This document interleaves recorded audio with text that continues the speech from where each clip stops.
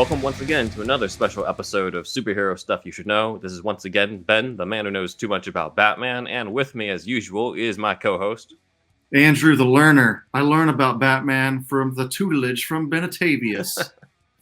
And to assist with the tutelage, actually, we have a special guest, Rob, aka Bobby80s on Instagram. How's it going? Good, guys. Thanks for having me. Thanks for coming on. Yep. So we have something that is very interesting for this week. Basically, we're recording this the day before September 5th, which is the 30th anniversary of Batman the Animated Series, the premiere of that. That was September 5th, 1992, where they premiered on Leather Wings. And also the week that this gets released, it will be Batman Day on that Saturday, September 17th. Nice. It always changes from year to year, so I always got to look it up, but it's usually September. So this is kind of our Batman the Animated Series mixed with Batman Day type of special, but Rob has kind of a special exclusive treat for us today on an unmade 80s Batman series. It's kind of Batman the Animated Series before there was Batman the Animated Series. So that is our topic for today, which is the secret files of the Batman, as it was called, or going to be called. So before we go into that, let's go into you for a little bit, Rob. So share with us a little bit about you obviously have a lot of love for the 80s, given your name, but share with us about your Batman fandom specifically. Yeah, I mean, growing up as a kid, I was always watching Fox Kids Network, and you can't watch that without watching the Batman the Animated Series and X-Men and all those.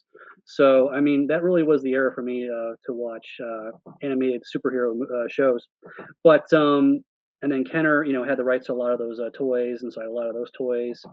And it's Batman the Animated Series. I mean, the story and the acting, the voice acting is just phenomenal. It has stood the test of time. I watch it today, and I can still be engaged and not get bored. There's like some shows that just don't hold up. As you become an adult. Sure. Yeah, of course. And also it's kind of cool to go back sometimes and be like, hey, like this is the original comic, and compare just how true they stuck to certain things. Just the first Ra's al Ghul is just literally ripped from the page because it's Denny O'Neil himself writing it. It's amazing in terms of just the one-to-one translation sometimes. So what we're looking at here is a pitch Bible and an outline for an episode of the Secret Files of the Batman from Alan Burnett. So there it is. So kind of go into, how did you acquire these? So in my, I hunt all over online, and I make a lot of network connections. Mhm. And sometimes I get lucky. Sometimes people know me as a straight shooter, and there's no BS. I just price, picture, payment. Just done deal. Sure. And so sometimes I get a lot of people come to me and they give me like first dibs before they go off and post it somewhere into the wild. They'll be like, "Oh, Bobby will buy it, no problem," or at least he might even know someone who'll buy it, so that there's just a lot less, haggling and just direct, deals. But I'm trying to think. I think this was actually someone gave me a heads up. I get that a lot of times. So someone will give me a heads up with a link. Say, hey, Rob, did you see this? And they'll send me an eBay link, And this was an eBay thing. And the cool thing about this item or items is that it has the outline for the pilot episode called The Fear, and which was part of the Superpowers Team Galactic Guardians series. And it's kind of like, like with a lot of TV shows where they like try to have like a spin-off episode where the backdoor pilot. A backdoor pilot, thank you. And it's an opportunity for it to branch off into its own series. And in this case, it didn't happen for whatever reason. And actually, the cool thing that this auction came with, it came actually with an actual business card from a Jeff Siegel, who is a writer and story editor for Hanna-Barbera. I don't know if you can see that. That name's familiar for some reason. Yeah. I can't really see it. It's kind of glare. Okay. There we go. A little better. Siegel, Segal. Are we okay putting up all that info, man? That's a phone number right there. Honestly, I highly doubt it's still in use, or you might get like some kind of laundromat today. Oh, okay. That's a possibility. Yeah, it's true. It's some legal I'm service gonna test in that. Burbank. I'm gonna test that number when we're done with this. but yeah, You guys so know like if you want to pitch anything to Hanna-Barbera, now's the time. Yeah, I got a new Top Cat gang idea. But like the cool thing that comes with this thing is that it came with also the series Bible, essentially, for what would be called the Secret Files of the Batman. And as we know from watching the Fear episode, it it has a lot of similarities, or what was going to be, or what eventually became the more darker tone, which was Batman the Animated Series in the early Mhm. '90s. One cool thing that I would like to connect with all this is kind of like 6 degrees of Kevin Bacon kind of moment here. um, I'm a obviously big Ghostbusters guy, Mhm. and same situation where someone knows me as Ghostbusters guy and calls me up and say, "Hey, Rob, I just came from a purchase, and once I get home, I'll send you some photos, and you'll get first dibs." And it was a ton of miscellaneous Deke Entertainment, um, press kits. There was a film canister from Deke, and it was a blind buy for me, but it turned out to be the real Ghostbusters pilot master reel, Oh shit. Wow. which is a lost media because the only one that still existed up to that point was the director of the pilot, Kevin Altieri, who worked Ah. on Batman. You see where I'm going Mhm. with this? Yeah, yeah, Yeah. yeah. So I reached out to Kevin. He verified that this thing was the master reel from Japan. Didn't even have audio on it yet. This was the film, the 16 millimeter film. And I restored it, and I used his VHS copy, which he stole a copy from Whoa. Deke. And when he did the Time Life box set in 2008 for the Real Ghostbusters complete set on DVD, they did a commentary and a special edition or special features disc, and that's the first time that you and me would have watched the pilot concept. It's a 4 minute pitch pilot. Oh, Okay, okay. so it's a crappy VHS quality thing, and that's the only reason we have audio for my restoration is because he had Okay. a copy of it on VHS because Sony does not have a copy of it at all. So Crazy. it is. It's a whole nother it's a whole nother podcast on its own. Trust me.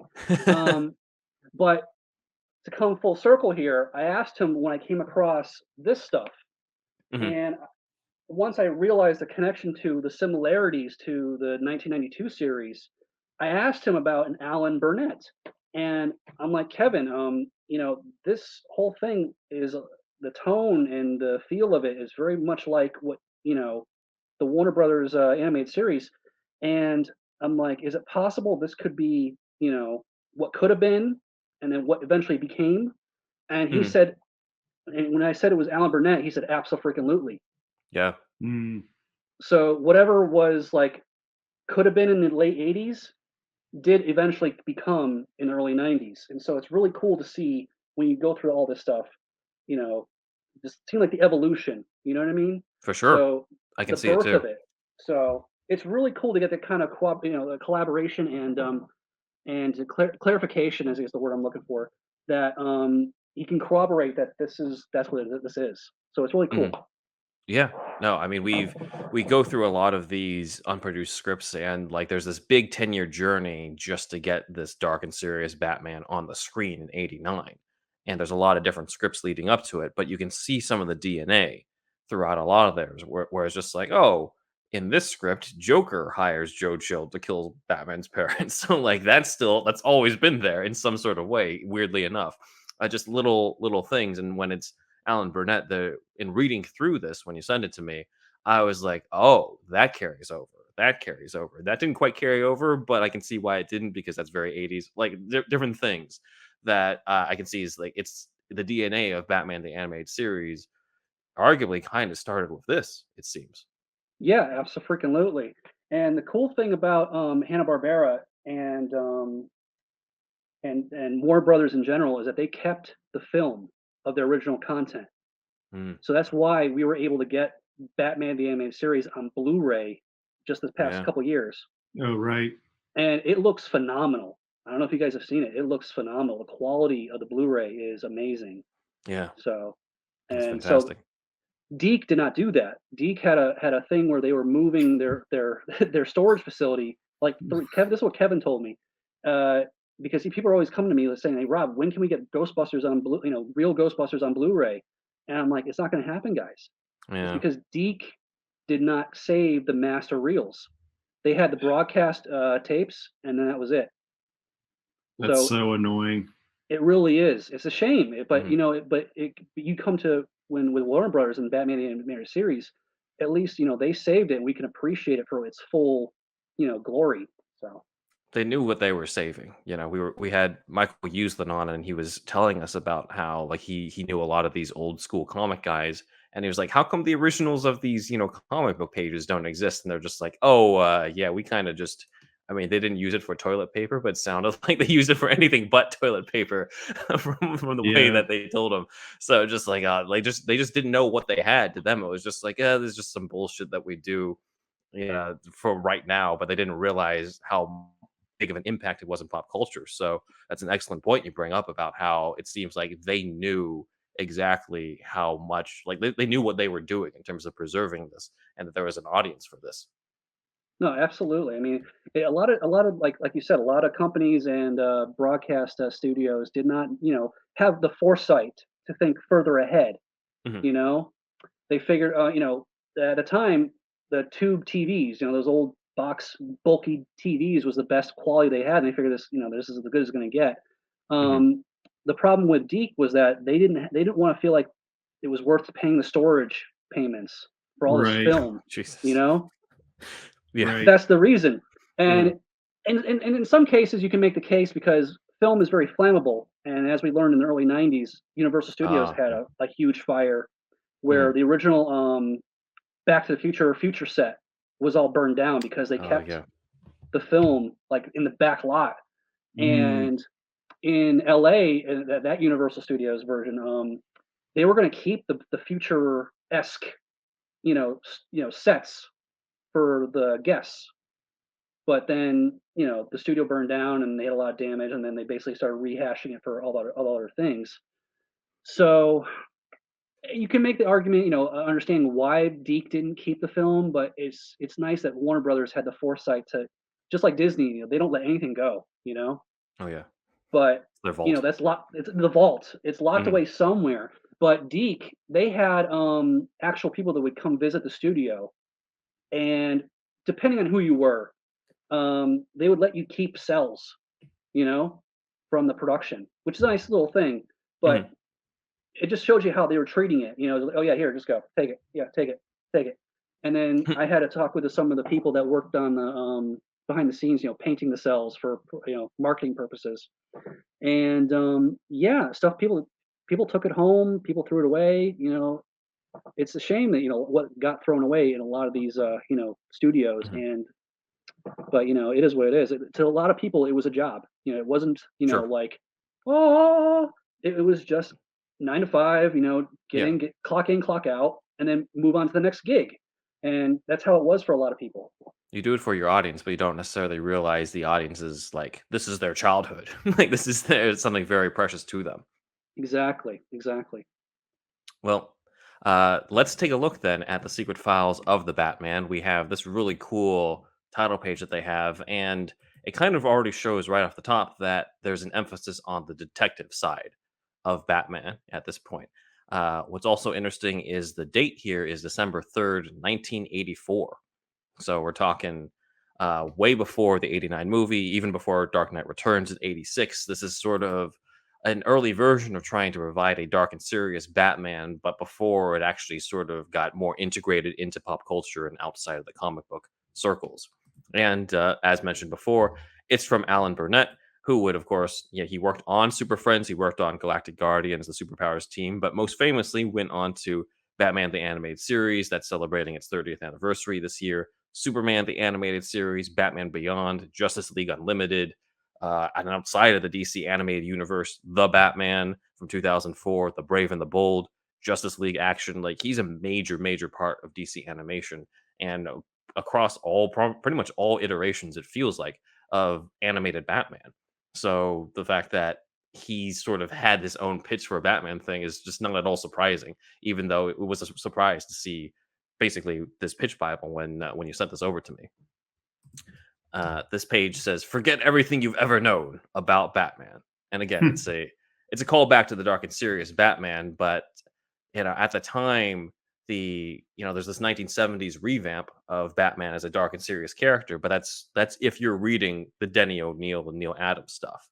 And if you're not a comic book reader, to you, it's still Adam West, which is now ironic since Adam West does become the Batman for an iteration of this show. But anyways, The Dark Knight Returns, Batman 89 hasn't really happened yet, but this is kind of like an early version of like, hey, why don't we do the comic book Batman of right now, especially of right now. There's a lot of the 80s comics in this, as we're about to find out. Burnett describes his take on Bruce Wayne and Batman, and it's not really all that different from the one that we would end up seeing. I'm sure you saw that too when you were reading this, Rob. No, absolutely. And it's a good comparison that you mentioned about how unless you read the comics of that time, as a kid, all you know is the Adam West version, on Mhm. reruns, or you're watching Super Friends, which is a very campy, type show, not very, mature by any means. And so, but, Mhm. it's appropriate for a 5-year-old. But other than that, you don't really understand, that there's a darker version out there. And I think that's what a lot of studios were afraid of. They were afraid of either parents complaining or they were afraid that they were going to ruin the brand, maybe. Mhm. But I think once the '89 Batman came out and became such, what it was, Mhm. um, I think that opened the door to studios to realize, okay, wait a minute, there is a market for this. So I think that's what happened is that this came out at a point where they just weren't ready for it. You know what I mean? Sure. Sure. I know both Andrew and I felt when we watched this episode that was just like, oh, this is, I mean, it's Galactic Guardians, but it's a variation of Super Friends. And we are just Right. like, this is Super Friends. This is dark. Like, this is this is way better than what we were expecting when Yeah, we I've first I've saw seen this. I'd seen a few episodes of Super Friends when I was a kid, probably a long time ago. I think it probably aired on Cartoon Network in the '90s, here and there, maybe. Yeah. So I'd seen it maybe then, but this episode, Fear, was like seemed like kind of a cut above the other ones. Are there any other episodes in Super Friends or Galactic Guardians that are anywhere near that level? I couldn't tell you, to be honest.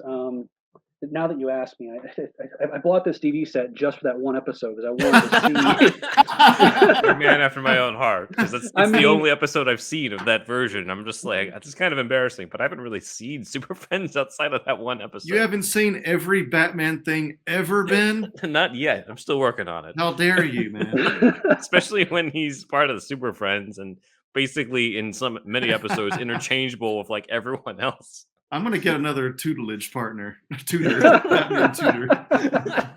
Get yourself a Super Friends. Yeah. It was too much about Super Friends. Friggin' oh, by the way, HD transfer or whatever for that, I saw on HBO Max. I was surprised at how good that was too. They Oh, yeah, must it have looks great. done a great scan like you were talking about because they had the original film strips or whatever. Yeah, I mean, the film is the only way to really get the clarity that, you would expect from today's quality, computer screens and TV screens, and to even come close to what, CGI and everything else is coming up with today. So, I mean, it's just a shame that, what the certain things that got lost back in the day. I mean, the BBC, back in the day in the 60s and 70s, they didn't save half their stuff. The film and tapes cost so much, they would reuse the master tapes. They would So just we Yeah, have take so they much would missing Doctor Who. exactly, yeah. exactly. There's certain episodes that people somehow recorded, back in the day in like in like some like foreign country, and so that's the only copy of that episode that some of these fans have. But yeah, the tapes that they would just reuse them, after a year or two or whatever, a month, who knows? But Hmm. just because of the just because them they thought they were saving money, but they didn't realize that Yeah. down the road you're actually losing money. So because now you Yeah, can't for sure. redistribute. So Like one of the big lost radio episodes of Superman was the first team up of Superman and Batman, and that predates any team up of them in the comics at the time. Imagine if they were just able to sell the recording of that now, just Oh, to any comic book fan or comic historian and stuff. I'd be listening to that a bunch of times because I love Radio Superman, as we've established on the show. But like it's lost, unfortunately. Like I just Yeah. can't. I've listened to other episodes, but not that very first one, and that's the first one in history, and nobody can really experience it. The only episodes that are still around are the ones with Robin in it, but not the ones where it's specifically Batman and Superman interacting for the first time. it's a real shame. I mean, that makes me think of. I wonder if scripts still exist of that. You know what I mean? Like what the radio Oh host would yeah. read. You hmm know, because you Hmm. could still at least have someone recreate it in some form or fashion, which still would be interesting to hear out. But Oh yeah, for sure. but it honestly though, if it's one of those things where it's like because it's lost media, once it becomes Uh, found again, you know, it mhm, gives it it gives it a different level than a normal episode. Because Sure. you can think of a normal episode as just part of the pile, no big deal. But if it was lost media that was now found, I've experienced that with this Ghostbusters pilot where I've restored that thing frame by frame. I had a guy locally that had the machines Jesus. to scan it, and we're talking like 5,500 frames for like 4 minutes. I Hmm. spent I Wow. spent I spent 4 months going in Photoshop and using the healing brush tool, and I'm blowing up and shrinking the brush diameter so I can go in and finite get rid of dust particles and hairlines. Oh God. I'm not I joking, can't imagine. I can't imagine. Yeah, that's nuts. and I spent a month in Premiere uh, color correcting it. I couldn't just color correct the entire thing because what was good for one scene was Oh yeah. terrible for the next one. The white Right. balancing was totally off. You're just going frame by frame at that point. At that point, I was able to nest the whole timeline and Mm. then cut every camera angle, every camera cut. Are you an Oh. editor? Because nesting that's a technical term right there. Yes. Well, that comes down to the whole planets aligning kind of Okay, kind of thing because I am a video editor by trade. gotcha. Um, and so it comes down to someone had to call me and know me. First, I had to I had to network with them previously down the road. And then they had to come to me first instead of posting on eBay. You know, Mm. they didn't know what they had. I didn't know what they had. I'm an editor. I finally discover what it is once I have it in my hand, and I know what to do with it. I know how to preserve it and back it up. And for me, I wanted to tell Sony, look what I found, you know? Mhm. But my fear was they were just going to shelve it, you know? Mhm. They'd be like, oh, thanks, and then whatever. Oh, jeez. Yeah. So what I did was I restored it first, and then I told them. And then what happened Mm. was, first they asked me would I donate the film to their archives. I'm like, you're a Yes, I billion spent dollar all these company. months on that. Yeah. Yeah. So what happened was it was like a nice uh, you know what's the word you meet halfway kind of word Compromise? compromise. Compromise. Thank you. There's a compromise. So what happened was I gave them the high res restoration with a contract signed by Sony and me that I get recognition wherever it's posted. Smart. So I still have the film, and I would love for them to have it, but not for. Not to just shelve it.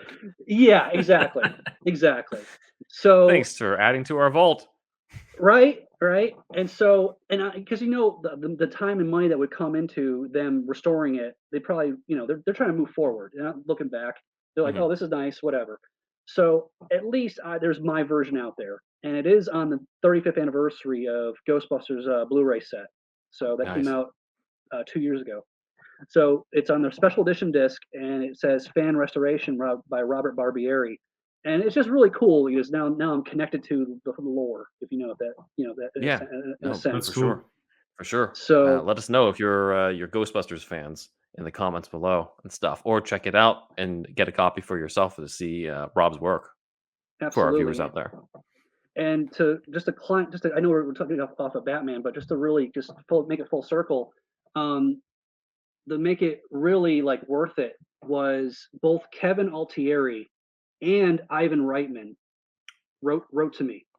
Oh wow. Oh wow.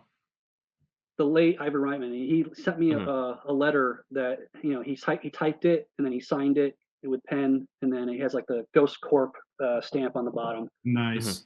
And Kevin on his Facebook page, he gave me a shout out saying this looks better than when I first saw it back in '85. Oh, nice. Can't give you a So higher compliment than that. no, I mean really, he's a really awesome dude, and he's always been there to answer my questions and about Batman or Mhm. anything, because he told me a lot of things about how at Deke, Haim Saban, if you know Saban Studios Yeah. Sure. for Power Yeah. Rangers, he was part of the audio team, the music team at Deke. Like Yeah. he had his own music studio. He did the Inspector Gadget theme song and so on for Deke, Exactly. right? Yeah. Exactly. Or he hired the people at least, right? Yes, he was the guy that Deke went to, and then he would outsource it or whatever. But he was the studio guy, and that's why we don't have any Deke soundtracks on CD or anything, because again it's all gone. It's just he moved on to being a studio producer, Power Rangers Sure. thing. And I asked Ghost Corp at Sony at my contact if you know fans would love to hear all this stuff, with the clean scores, you know, Mhm. and nothing. But That sucks. I'm sure with Batman the animated series, you tell me, Ben, if does Warner Brothers have the soundtrack Oh out yeah, there? there are several volumes, thanks to La La Land Records, of not just the score of the different episodes, but you can also hear recording sessions with Shirley Walker talking to the orchestra and stuff. They've got that bad. Like they, as we said, like they knew what they were doing and preserving all of that because they knew that we would buy stuff, even if it's just like version number 10 of what the opening titles could have been, which is just like a slightly different version of what it was. There was nothing really dramatically different, but there's like a million different versions of the same thing on those, and it's funny. You can check them out on Spotify and stuff. They're out there, they're available. But again, it just goes to show how much they knew what they had. It seems. No, Deke was kind of like, they had a lower budget, man. That's really what it's all about. Yeah, Like they had sadly. iconic theme songs that Saban's pumping out, like the Inspector Gadget and all that. But Mhm. they're just not Warner Brothers. They're not Disney. Yeah, that's true Sadly. too. That is a big factor too. no, Uh, those studios like Filmation and Deke, it was kind of like a one and done mentality. mhm. Yeah. We're done, Sure. moved on to the next show. Oh, we're done, move on to the next show, and then it's a shame. Yeah, it is. But it is cool looking at sort of what we have here with the Secret Files of the Batman because the characterization that we have of this is very close to what we would get in the Batman animated series. It looks like, in terms of Bruce Wayne stuff, they really wanted to show the Wayne Foundation, his philanthropic endeavors, because everyone who actually knows the character knows that's a big part of Bruce Wayne and how he uses his money to help Gotham. But anyways, Burnett compares Bruce to Jay Gatsby from The Great Gatsby in this, which I always thought was cool because when I first read that book in high school, I was like, oh, this is kind of like Bruce Wayne when like Keaton was kind of pretending not to be Bruce Wayne in '89. So it's kind of cool just to see that being validated with this. And it looks like Vicky Vale was going to be the girlfriend of this TV show. Again, a bit prophetic considering that this is before the '89 movie. This is before Vicky Vale's even in scripts for the '89 movie in this timeline. And she's obviously going to become a big part of pop culture once that movie hits, thanks to Kim Basinger.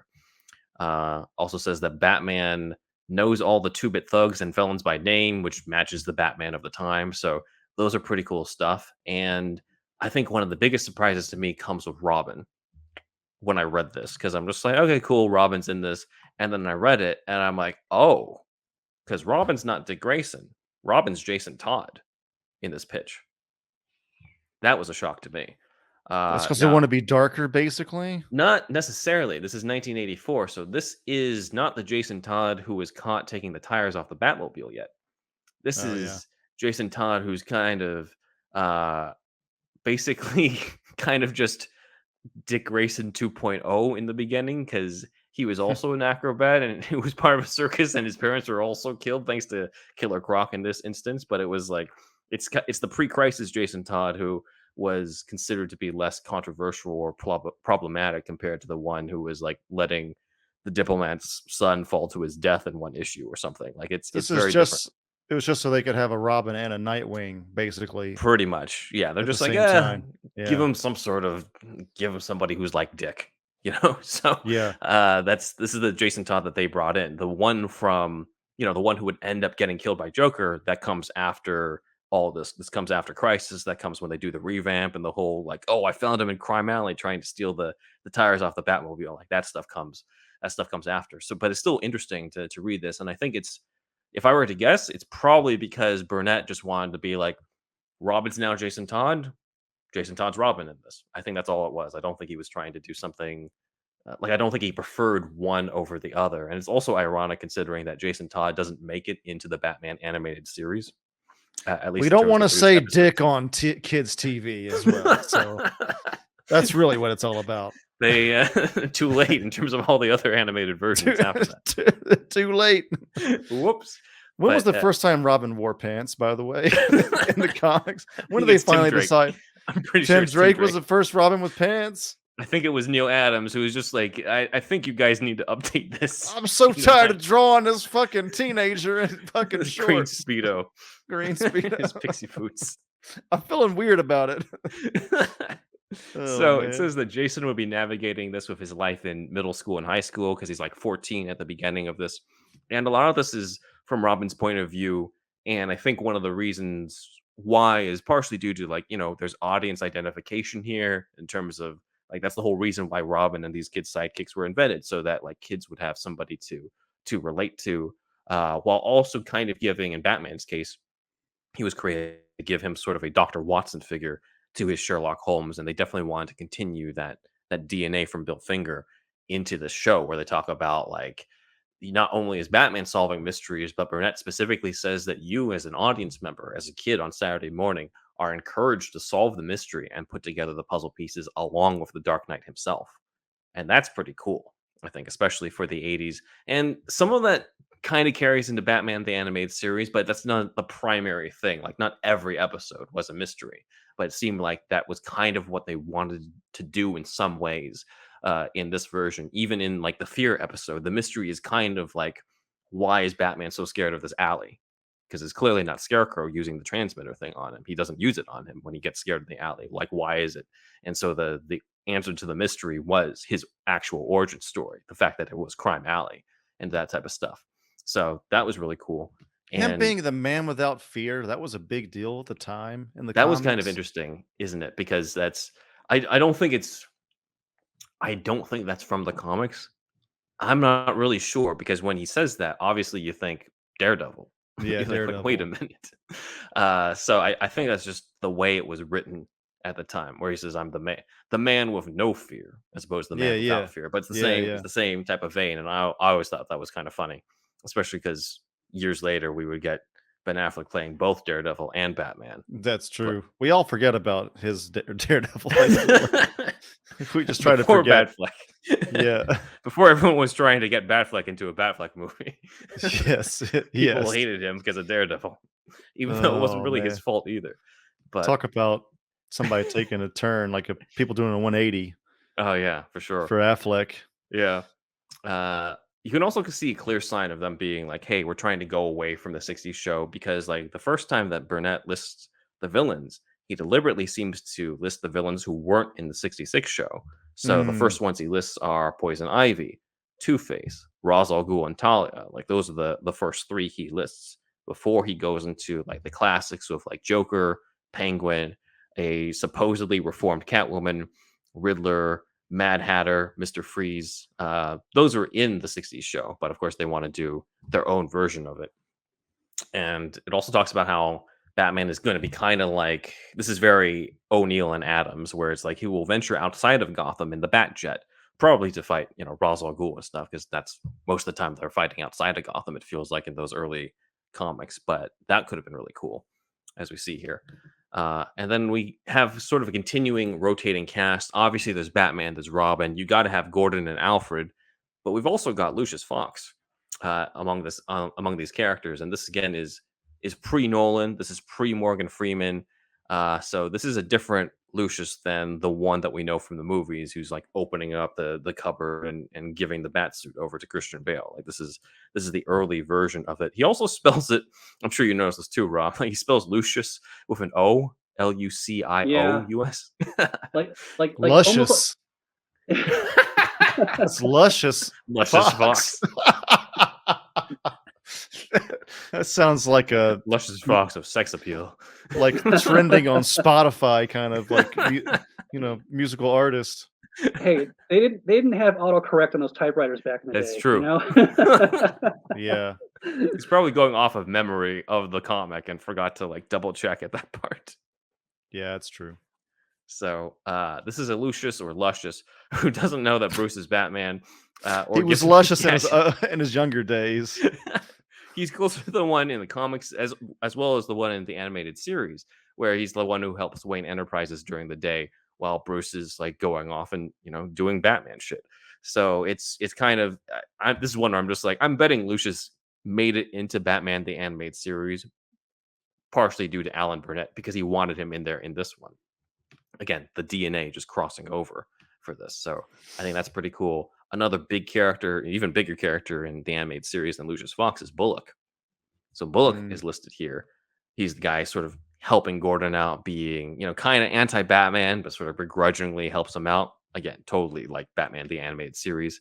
And then the last character is intriguing in Olivia Ortega. Now, who the fuck is Olivia Ortega? So she's a character from the 80s comics from 81 to 83, I found. When I first read this, I thought Burnett made her up. I don't know how you felt, Rob, or if you already knew her from the comics. No. I'm learning as I go right now because I didn't know she was part of the comics, but I thought she was made up.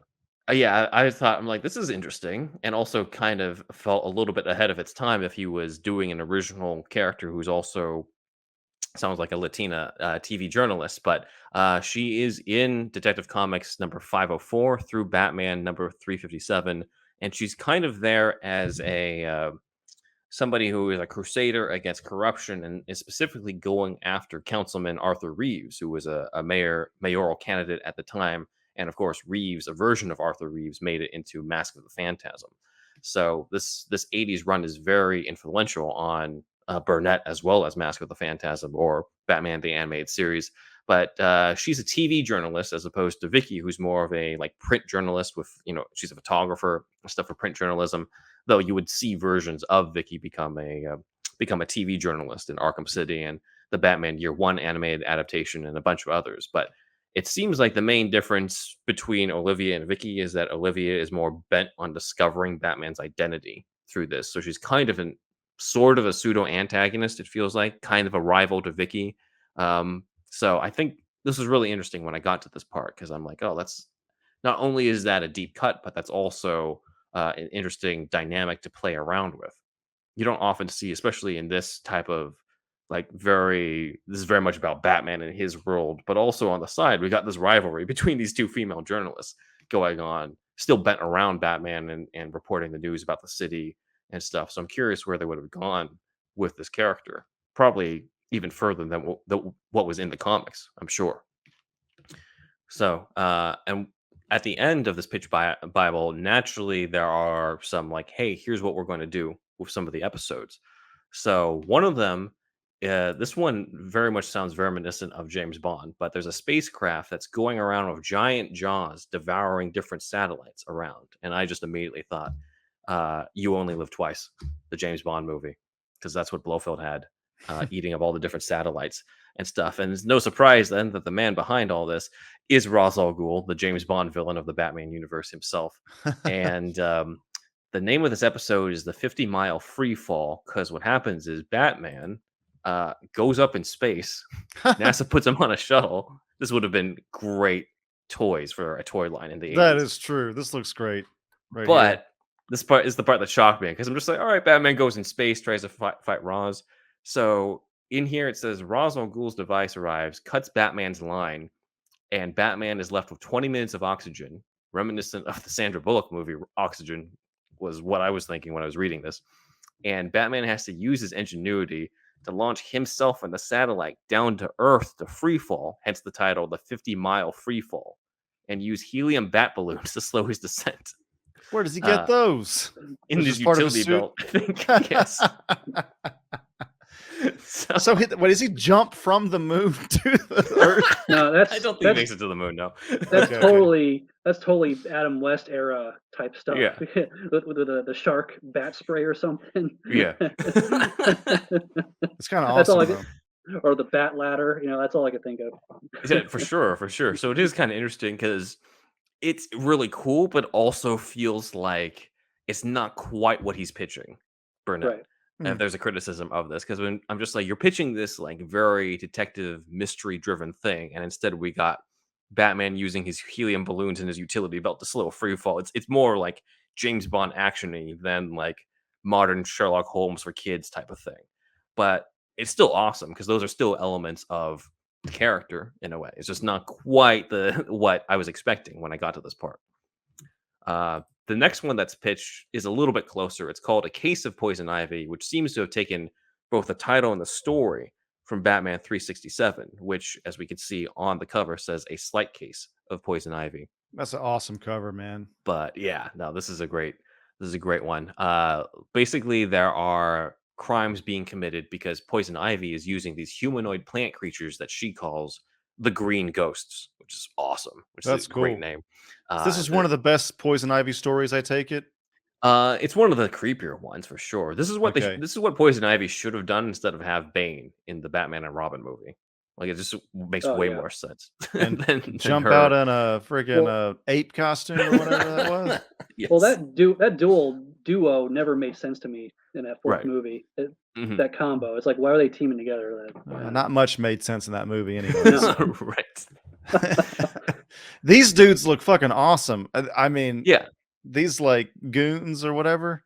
Yeah, they are like these yeah. humanoid plant men. The name of this issue was The Green Ghost of Gotham, but it says A Slight Case of Poison Ivy on the cover. Damn. But yeah, I think this episode is inspired by this, where the Green Ghosts, again, love that name, are going Yeah. around attacking different places in Gotham, and essentially Ivy wants to like use them to kidnap various heads of state who are at this presidential yacht and like hold them for ransom and stuff. And that's pretty much the main pitch that's there. And then, well, that's got kind of the end of the document. It sort of basically cuts things off from there. So, do you happen to know, Rob, in terms of like, is this the actual end of the document? Is it incomplete? Yeah, I think it is. I mean, this thing is pretty well produced. Sure. It's got the whole binder-esque, thing to it, and it's actually on very nice quality paper. To Nice. be honest. Mhm.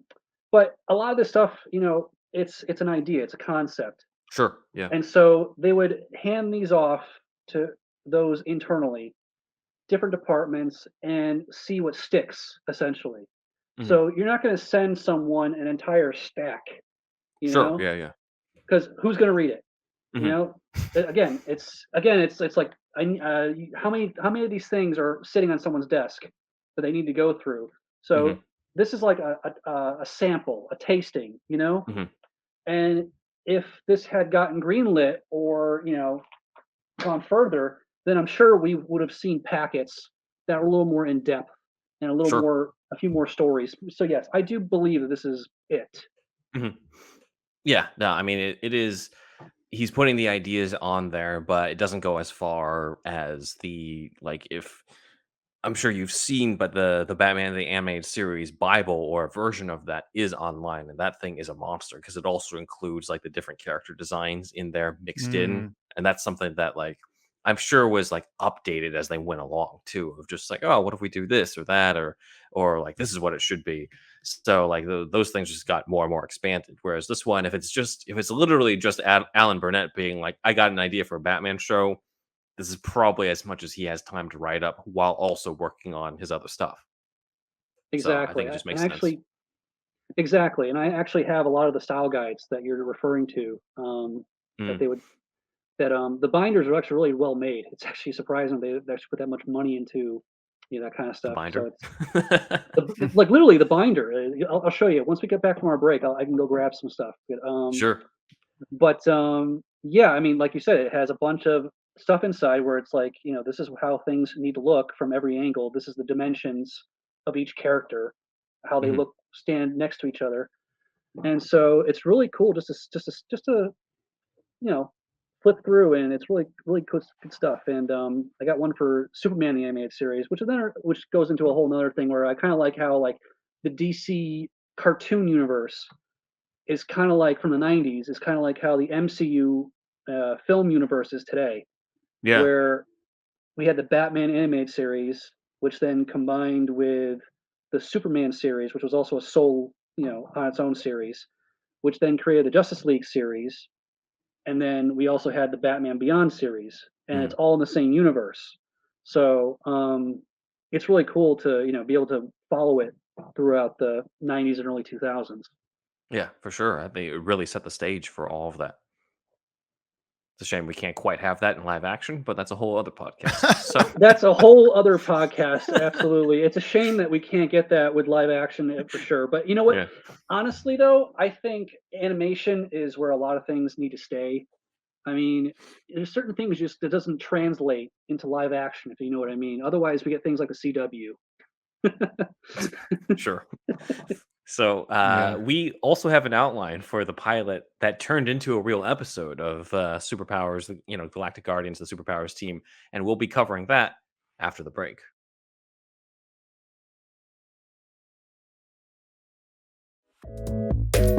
Just wanted to announce that I have a new podcast called Gaming Gaiden. It's about retro gaming. It's a lot about Japanese to English translation. In this first season, it will be 10 episodes each season. First season will be dropping soon, much sooner than I'm on a Recon. The co-host for this one will be Mike Torres. If you saw the ranking every Superman video game two-parter we did here on Superhero Stuff You Should Know, you have seen Mike before. So yes, if you like video games, if you've been interested in Japanese ever, we're going to be talking a lot about just Japan in general, Japanese cultural differences as well, and we also are going to have a lot of talk about 90s video game magazines such as Electronic Gaming Monthly, aka EGM, so stay tuned for that. So please be on the lookout for Gaming Gaiden podcast coming soon. Hi, it's me, Jeremy Parrish, co-host of the Retronauts podcast, the only video game history podcast that's been around so long, it's also a part of video game history. Every week, one of the motley rabble who host this show leads a deep dive into the past, whether it's to break down a classic franchise, learn more about a timeless game from its creator, or just wallow in nostalgia. Relive history with Retronauts, here on the HyperX Podcast Network. The award-winning Go Nintendo podcast is the best place to get the latest news on the world of Nintendo. We cover the biggest stories, share impressions of the latest games, and answer your burning questions. There's also some general pop culture talk, game music trivia, a heaping helping of silliness, and did I mention our robot companion? I'm the star of the show. Catch new episodes of the Go Nintendo podcast every Saturday on the HyperX Podcast Network. What's that? Majestically cresting the horizon as it makes its way into port. Why, it's the brand new HyperX Armada monitors, mounts, and arms. Both the HyperX Armada 25 and 27 gaming monitors come bundled with a sturdy HyperX Armada mount and arm. If you need every split second of advantage when gaming, the Full HD Armada 25 and its 240Hz refresh rate are for you. If you like to soak in the graphical majesty of your gaming, you'll be eyeing the Quad HD Armada 27 with an 165Hz refresh rate. Set sail for HyperX.com or Amazon.com to start making your display armada. Hello, fans. As part of the HyperX Podcast Network, we're letting you know that this year is HyperX's 20th birthday. To celebrate, they're offering some great deals on their award-winning gaming gear. If you're in the market for a new headset, a new microphone, blue light blocking eyewear, or any number of other high-quality HyperX products, head on over to HyperX20.com to check out all the birthday deals. Once again, check out the HyperX 20th birthday sale over at hyperx.com.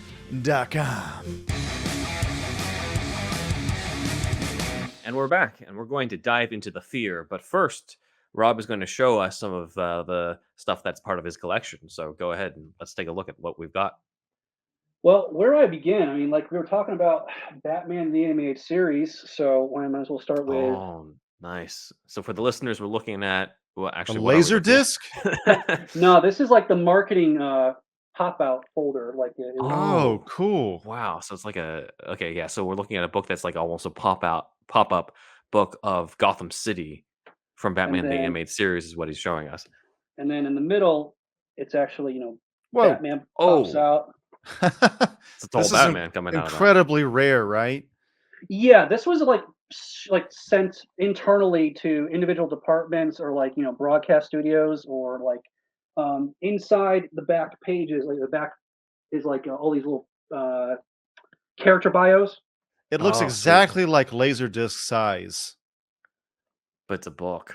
Yeah, So that's a which is book, really cool yeah. because it gives you a lot to work with. Jeez. Okay, yeah, we're looking at these bios of Robin, Alfred. Jeez. This is great.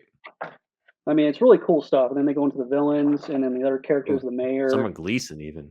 Yeah. Right? Mayor Hill. Summer Yeah, this Gleason's is- kind of like that Olivia. Yeah, I was thinking that too. Actually, I'm just like, is this the precursor to Summer Gleason? Potentially, since they're both, TV journalists. We've got Montoya as well. Cool. Dent before Dent. Two-Face. Yeah. Joker, Penguin. And it just goes back and forth through all those guys. Yeah. And then it goes through like, That's awesome. like fact sheets and animation team and just the backstory behind all that stuff. Mhm. But then you got the same artwork, like I was telling you guys before, with the binders, the style guide. Mm. Oh, yeah. It's got that classic look of the Batman, the silhouette with the cape that's pulled up. Yeah. And this was sent out to also all the studios so that they know, like also like even the people that made the merchandise, Mhm. because they can be like, okay, this artwork is approved. Mm-hmm. Right. You can then, and then what would happen is all these distributors or vendors, they would come up with their own concepts. And so like, we want to make this into a poster. And so what they would do is they would have to submit a copy of their concept and a whole form to Warner Brothers Mhm. in order for it to get approved as an actual official product. And so they can, Wow. so artwork in here could be used for, puzzles or whatever. Oh, yeah. I And could see so- the cover of like the coloring book and stuff because, like, I recognize that Batman swinging with the cape behind him. That was like on the cover of something that I had. I'm pretty sure. They used the swinging Batman for a lot of stuff early on, and so Mhm. there's a lot of stuff. I'm trying to avoid the glare here, but just stuff Yep. like this that just cool artwork for coloring books or whatever. And so the only thing that's missing from this thing also has backdrops that where Wow. you Oh, can that's make cool. like color forms. Remember those color forms? It's like those little characters on like magnet pieces. and you can Oh. stick- Oh, yeah. Yes. Oh my God. What happened to those things? Brings us back. Wow. right? And then we got the style guide for Phantasm. Oh, that's an amazing Wow. cover. and It's a then silhouetted it goes, Batman I hadn't seen before. and it goes into like the artwork. I'm trying to get the angle here right. Yeah. Oh, But wow. This is there's incredible, man. There's some color stuff in here, like this right here, like Ooh, yeah. We got the Jack in the Box Joker there. I think I've seen some version of this. At least I recognize the Jack in the Box Joker. right, and it's got the color palettes on the bottom here, so it tells Yeah. them exactly what colors to use because those are the approved colors. But then Right. All these things that go into it that a lot of the audience doesn't think about. Ah, yeah. Joker's great Joker. coat. There's one with a Phantasm in here. I got to show you. It's amazing. This is all internal use, I take it. Oh, this is Art- all art just department. for art department references, just Yeah. so they can open it up and be like, okay, that's the colors I need to use for the cells. Got to and keep that those kind of rips stuff. in the Phantasm cape consistent. I love the Phantasm look, man. I think it's a really awesome designed villain. It's great, yeah. It was great to see the Phantasm again in Batman Beyond. Do you know what I'm talking about? Mm-hmm. Specifically the Justice League Unlimited episode of it, or exactly. okay, yeah. Yes. And Yeah. Ben, this is for you, buddy. Oh, Whoa. okay. The comic style guide. So this looks cool. We're looking at what are we looking at? Garcia Lopez stuff. Yes. And let me Perfect. go right to the Batman section. Oh That's yeah, cool. classic blue and gray, classic See Garcia that- Lopez. See that bat butt. But look at how thick this is, guys. This is for Yeah. all the characters. I saw how it thick has it to be. was. This is rated PG, right? Fuck no. Oh, that's Oh. cool. That's so cool. is this a style guide for something? Yeah. Oh wow. The This is- 1990s Swamp Thing. Yep. For the 90s cartoon, that looks a little bit complicated for what we actually got. No, trust me. I wish it was given a chance to go into more than 5 episodes. To I deep watched it dive- when it was on. I remember Arcane really weirded me out when I was a Yeah. kid. Well, he was a like half mutant, in that show. So it's like it's just it's one of those things I wish that we got it had a chance to evolve, But Yeah. another cool thing from my collection for Batman is so this looks like a normal figure, right, from Kenner. Yeah. Yeah. But We're it's looking actually- at the Attack Batman. Air Attack Attack Yes. Batman. This is actually an approval sample. Wow, Oh. dude. This is So for the audience that doesn't know, what is an approval sample? This is basically what they created as a sample for So- what was going to go to the audience? Exactly. consumers? So just like I described how the style guides are for the references for the artists and also for the vendors to create product for the fans, the toy industry goes through a total evolution of prototypes, and everything needs to get approved before it can move on to the next stage. Mhm. So there is called a deco sample, where aesthetically, visually, it needs to get approved. And that's essentially what this is. That it's a final look approval, and it needs to get That's cool. signed. It needs to get signed, and sometimes they'll have notes at the bottom saying this is Mhm. good, but this needs to change before we can move forward. Like, we love the logo, but it needs to be black and white instead of colored or something. Sure. And so it would just go through that whole process. One cool thing that has to come with as a normal collector, how cool would it be to 30 years later still have a mint figure sealed, right? Sure. Obviously yeah. there's sealed figures still on eBay, but I'm talking about never saw a store. right. And we Mhm. and we call those case fresh figures. Wow. So what that means is that there was such an overstock that the stores never got that package. And because they never got it, it went into an overstock warehouse, which down the line, someone would have bought out, almost like how you see like those auctions for storage units, Yeah. and like a blind buy kind of thing, like whatever's inside you bid on, and then you empty it out, and then you part it out, here and there for profit. Same thing with a warehouse that's been sitting on product for so long. They just sell it off to dealers or whoever that has the money, and then they will be the ones that distributes it later on. So I know a lot of people that are dealers for toys. They're sitting on truckloads of still sealed toys from the 80s and 90s. Wow. Where are so they they- located? Where can I find them? Specific addresses, please. Yeah. So what I'm getting at is that I know a guy who, I bought a lot of Beetlejuice and whatever toys from, the cheaper, stuff from him that is all case fresh. What they do is they're the first persons to open up the tape and then Incredible. reach in and then pull out a case fresh toy that's 30 years old, but it's mint.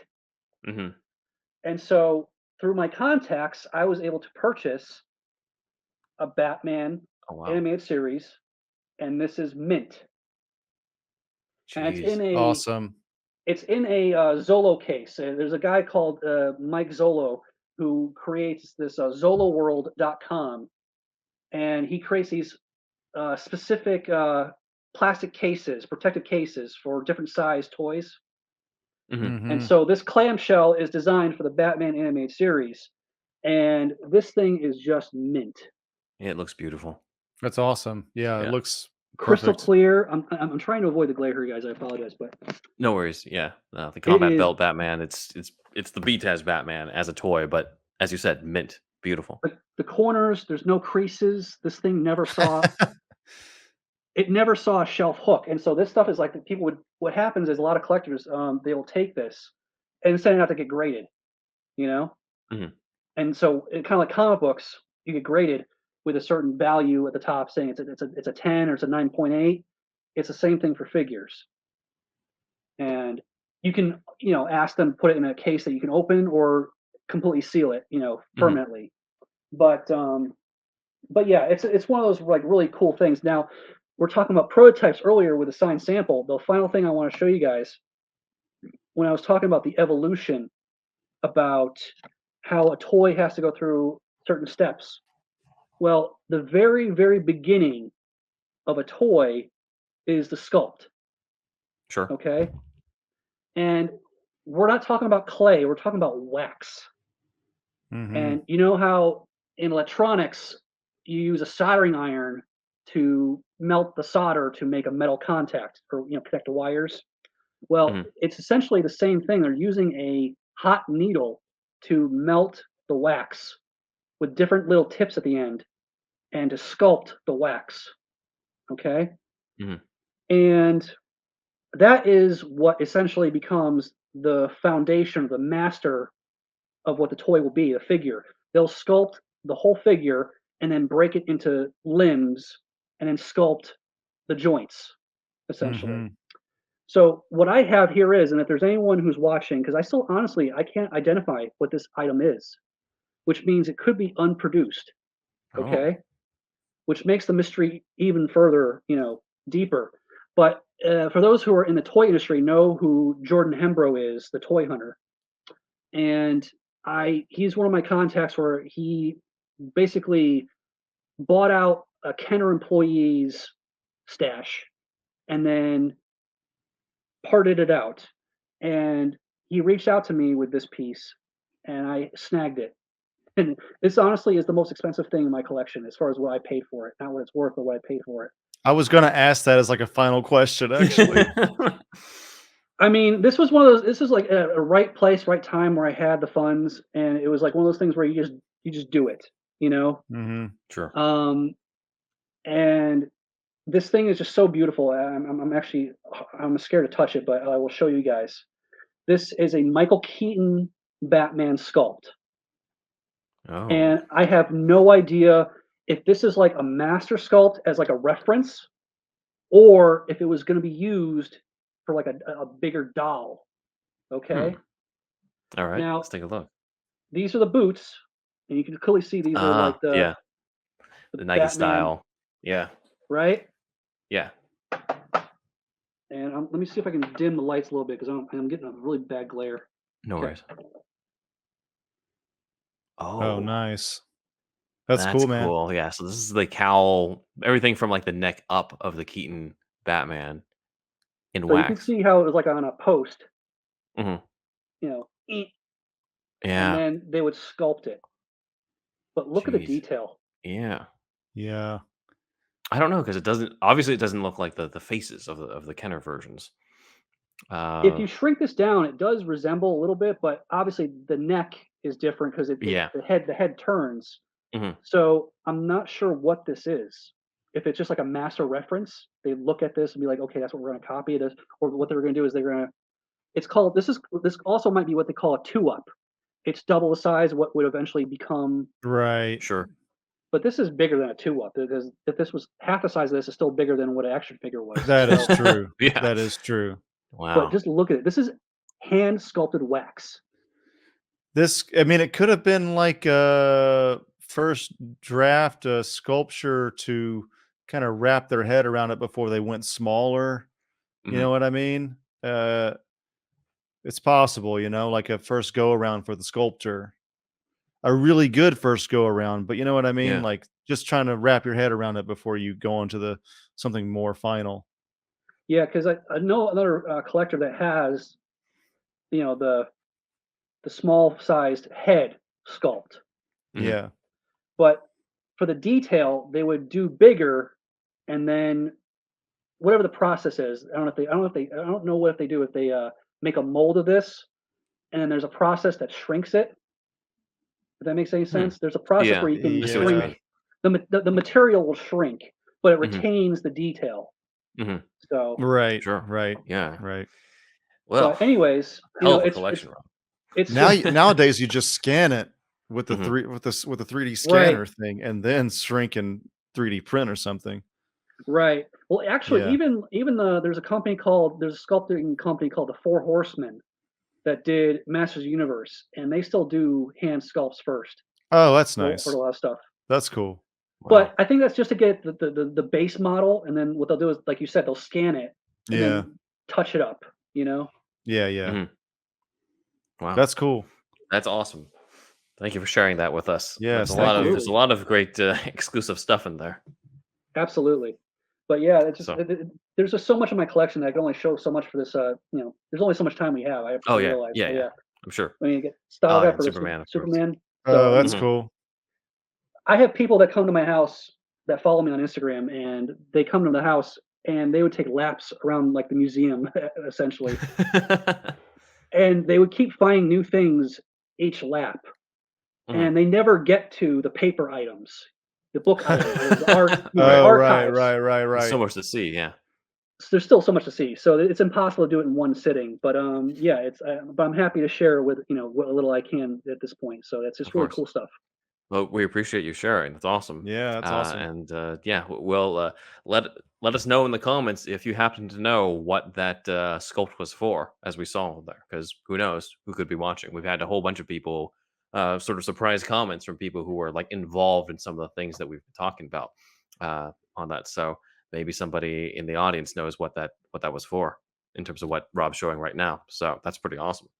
Yeah, it even has little indentions in the nose. I don't know if you can see that, but Yeah, a little bit. Yeah. But yeah, Mm-hmm. it's Keaton for sure. no, that's So cute. yeah. Mm-hmm. So with that, it's time for us to dive into the fear. So here we go. We have pretty much an outline of what was going to be the pilot episode called The Fear, but then turned into an episode of Galactic Guardians, the Superpowers team. So this outline is dated February 1985. The actual episode debuted in September of 1985. And if you have HBO Max, you can check that out. It is under Super Friends Season 10, Episode 6. It is sort of the last iteration of Super Friends. It's not formally called Super Friends, but it's the last iteration of that show from around 1985. And as I've said before, it's the only episode of the show that I've watched. And Mm-hmm. Same here. Rob seems like, Same here. yeah, you have the Me collection. t- You haven't seen the episode. me too. I mean, So I mean, like you said, it's a Superpowers Friends. I mean, we know if you've yeah. seen one episode, you've seen them all essentially. But now I'm actually curious if this later rendition, if it was a little bit darker, along with the Batman episode. So Sure. I think there is a Death of Superman episode. It's also the first time where it was Cyborg going up against Darkseid. Because, oh wow, Cyborg is very much about, Teen Titans during the 80s when he's created. But for whatever reason, now they're just like, yeah, let's make him part of the Justice League. And obviously that's very foreshadowing of the New 52, very foreshadowing of, the Zack Snyder Justice League. So it's kind of sort of starts with Ernie Hudson's Cyborg with And the Superpowers team. Forgive my lack of knowledge, but who's the guy that like does the cyclone wind power deal? I don't even know who that guy was. It's a samurai guy, right? I think so. I He's forget his just name, but I samurai. think yeah, he's just samurai. Yeah. He did look Asian to me as well, but Yeah. okay. So I don't feel bad. You guys don't know either. All right. got No, I it. think- I'm looking up. Yeah, he's samurai. You would That's his think that he would name? have like sword powers or something if he's Yeah. called samurai. He has Yeah. like Red Tornado, but he's all human. Yeah, I actually have the figure, the Kenner Superpowers figure, and Samurai. Like I think like his torso spins, and like you said, he creates like a whirlwind kind of power. Yeah. But Yeah, he definitely is the one where you watch it and you're just like, wait, who's that? Because Yeah, you who's you this know the guy? rest of the Justice League, but then you get to the Yeah. end, you're like, what? So anyway, Yeah. obviously Samurai was not part of the original outline that we were looking at because this is for a Batman show. It was not part of a Justice League Super Friends type of thing. Yeah. And what's cool about this iteration, as we've stated before, it is the first adaptation of the Batman origin outside of the comics. So it's the first, people complain about, we've seen the Wayne murders over and over and over again. This was the very first version where it happened. And on top of that, it is narrated by Adam West himself as the voice of Batman in this, where he is voicing a Batman in a very different world from Batman 66. He was always kind of the straight man anyway in the 66 universe, but here it's just like, oh, this is Adam West Batman going through reliving the trauma of his parents' deaths. That's not really something we associate with the Adam West interpretation of Batman, but it is pretty cool to hear him as a Batman. He was already sort of a serious Batman in a ridiculous world in 66, but now he's a serious Batman dealing in a serious story. And he's great. He's great in this. For people who might expect it to be just him putting it on like very campy, it almost feels like he underplays it compared to how you would expect personally for me when I was watching this. So that's also really cool. So obviously the Justice League, Super Friends, not part of the original outline. So there's no scene in the Hall of Justice, and Wonder Woman, who plays a part in the final episode, she is not part of this. So going through it, what's interesting is this opening. They're just like, this is not 66 Batman. We're opening in like warehouse, evil criminals divvying up their cut of a bank robbery, and then Bruce is there sort of in disguise as one of the criminals, and says he rips open his shirt. Not like that other type of superhero, but like he reveals the bat insignia on his chest, and it says that he cracks a dirty, hairy grin before fighting off the goons as Batman. I thought that was interesting. And then basically that's sort of the introduction for it before they start scoping out the city. And there's a part here where it says, first off, Batman's with Robin in here, but unlike the pitch Bible, it's specified that it's Dick. It's not Jason. So I'm wondering if it was a case where it was either a case where Alan Burnett was just like, yeah, you know what? Let's just have it be Dick Grayson anyway. Or he wanted to do some sort of evolution thing where it's Dick first and then Jason Todd comes in. But I think it's probably more likely the former than the latter. But who knows? I don't know. But there's a part here where Robin is almost afraid of the breeze knocking him off the girder, which I would understand if this is Tim Drake, but we're talking about Dick Grayson, acrobat extraordinaire. I think he would be able to handle that a lot better, especially the wind when it comes to that height. But oh well. It didn't make it into the final episode. But Batman does notice a farm truck filled with hay outside of the Apex Electronics building, a possible Easter egg to Apex Chemical, which is in Detective Comics number 27, the very first Batman story. That's Easter egg does not carry over into the final episode, but what does carry over is Batman noticing there's this weird hay truck in the middle of Gotham City. I wonder that could possibly be Scarecrow. So it seems like such a slow night in Gotham. He's like, oh, a hay truck. Let's go check it out. Something's off about this. Yeah. So Scarecrow naturally. Nothing else. With his straw men. And there wasn't a fear gas in this version. They had to change it to like a fear transmitter thing where he pulls out the skull, but it like lets off the waves that creates the fear hallucinations as opposed to the gas, likely due to sensors at the time. So we have him making the guards hallucinate. And in both the outline and the episode, he uses that transmitter to induce the fear of heights into Robin. But Batman sees through it, swoops down on Scarecrow anyway, knocks the transmitter out, and we're in a big chase. The episode doesn't have it, but in the outline, it has it that Scarecrow goes into a truck and he takes off, and Batman jumps onto the truck, and we sort of have more of a chase there. Also specifies that Batman has a, quote, black gloved hand grabbing him. So I'm curious if we would have gone for a sort of black and gray costume as opposed to the blue and gray classic that we got with this. But again, things change, like he's just writing this pilot outline, hasn't written the script yet for this. So if this were to be made, we might have gotten a similar version of what we got here of these designs, or we could have gotten something else. Robin's legs in this picture is definitely blinding, though, when it comes to his skin. So they might have tried to fix that. Scarecrow does run into an alley, and like in the final episode, he ends up tripping, losing his fear transmitter, but Batman, even without the fear transmitter effects, finds himself terrified of the alley as he recognizes it. Scarecrow makes his escape. Robin finds Batman in the rain, where the rain mixes in and makes it look like he's crying, and thus meme history is made based off of this shot that is used in a lot of different things. So that's another important part of history, I guess, from this episode. Not the main one that I'm concerned with or that we're interested in. But basically, Scarecrow knows that there's something about this alley that makes Batman afraid, and he's going to take advantage of that. In the final episode, we would then go to a party at Wayne Manor. Here, instead, it's Vicky Vale hanging out and taking pictures of Bruce for a magazine. And there's basically reports that a Professor Jonathan Crane is conveniently going to consult on the Scarecrow case because, like in the final episode, we don't know, or we're not supposed to know, that Crane and Scarecrow are the same guy. Dick asks Alfred about what happened in this alley. Alfred knows. He drops a teacup, but Dick wonders what's going on, and Alfred says that Bruce is the one to share it to him. Now, I thought this was weird in the final episode because I'm just like, Dick, you don't know Bruce's origin at this point in your career, but maybe we can give some leeway in the pilot version because it might have just been like an early version, like early days still for Dick in the Robin outfit. So who knows? But we do get a recollection of the origin. So in this, the Waynes, like in the final episode, went to see a movie with Robin Hood. People might be wondering, why was it not Zorro? Because that's the common thing.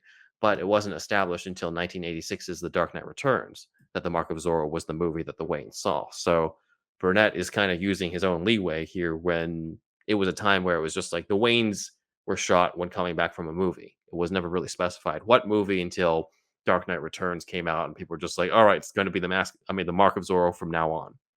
So we covered that a couple weeks ago when we released the Patreon episode Out of the Vault on the Wayne murders. But there was a storm, so the Waynes decided to cut through the alley at Park Row. But Joe Chill shows up waiting and shoots down the Waynes, which, of course, they covered up in the final episode through lightning, thunder and lightning and stuff, because you just couldn't show him just flat out gunning down the Waynes on the on the TV screen on the Saturday morning cartoon. So similar stuff that we saw, but it's for the very first time we see Batman's origin. This is really well done, both in the outline and in the final episode. Like, you get all the basics there: the death of the Waynes, you get the funeral where Alfred is raising Bruce again, like kind of a newer idea at the time, since the original Alfred was introduced at a time where Bruce and Dick Grayson were already Batman and Robin. And so around the development of the new Batman movie at that time, as well as new continuity, and in this one, it's decided, you know what, Alfred was always there. He was there since Bruce was a boy. Bruce makes his vow to fight criminals, goes through his training montage, because we're going to need a montage on this, and then he sees a bat. That's my favorite part of this episode. Window. Whenever he kicks through the wood, it then goes to Alfred, and he goes, "My word!" Yes. Amazing reaction. Yeah, because it has that zoom in close up on Alfred. My word. That's the best part. Amazing. And then, of course, we see the bat flying through the window. One of the rare times that we've seen it in an adaptation. And unfortunately, he doesn't say I shall become a bat in this, but he does become Batman, quote, the man with no fear, except for one, which is the alley where his parents were killed. They do say Cowardly Lot too, right? In this episode, I think they did. He might have. They didn't say the full thing, but they definitely said Cowardly Lot in one line. I'm pretty sure. He might have before the bat flies in. Somebody in the comment section is going to definitely chime in on that one. Help us out. But we're pretty sure he said that. Yeah. So bat flies in, decides to become the man with no fear, and he decides, you know what, I'm going to go and face my fear. I'm going to go to Crime Alley and bring Robin with me. Pretty much same stuff happens in the actual episode, except Wonder Woman comes along because they're just like, well, this is a superpowers team episode, so we got to bring in somebody who's not Batman related, and bring in Samurai Guy at the very end.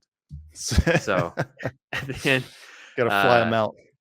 Yeah, cause a cyclone or something.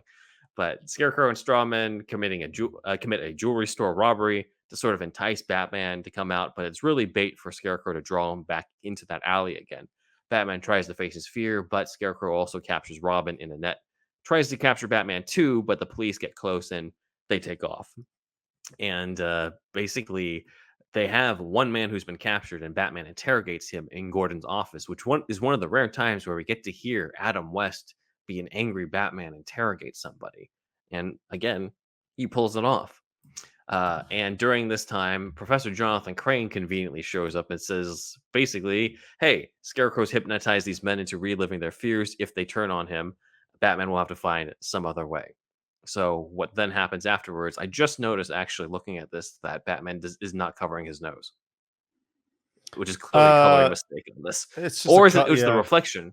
It's the reflection, maybe. I think it's coloring. Yeah, It's color. they screwed up. They screwed up. Yeah. It's common. It's actually more common than you think. You don't notice it until you watch it again or freeze it somewhere. But yeah, You see it a Yeah. lot with the symbol, because sometimes they invert it where it's a yellow bat on a black circle. Sometimes Yeah. it even happens in the animated series, the 90s Batman animated series. well, Oh, well, I'm keep- watching X-Men animated series right now. My first rewatch since I was a kid. And I'm saying so much of that fucking Professor X's tie changes colors from shot to shot. It's in the another same scene. superpower. Yeah, and then like the Wolverine's mask, the black parts turn yellow for a frame or two. It's just, there's a lot of that stuff. Yeah, keep in mind, a lot of this stuff was like outsourced to Yeah. China and Japan and Korea probably.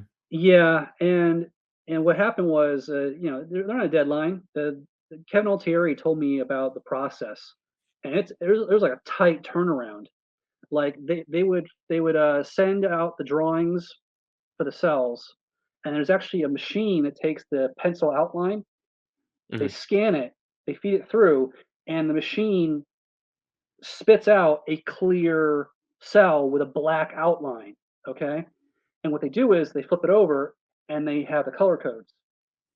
Okay, Oh. and they're Hmm. painting it.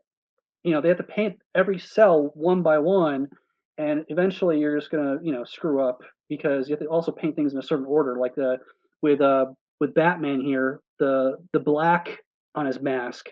Yeah. So first the white of his eyes go in, then the black on top, and then the blue on top. It's just there's a Oh, yeah. Seen that. whole step by step. Otherwise, you won't, because if you paint the blue or black first, you can't get the whites of his eyes in there. So Ah, there's that makes a whole sense. thing. There's a whole process to it. But then they would then put it on the cells have a bunch of punch holes. They put it down so that everything lines up on the background.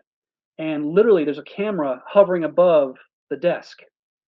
And so they paint the cell, they put it down over the background, and they go, Mhm. And so depending on the speed of the scene too, based on my restoration process, I noticed that for a normal speed, it's 2 clicks for every cell. If they're running, then it's 1 click. Mhm. But the pacing. But then they would send the film back to the States, where they would then put audio to it.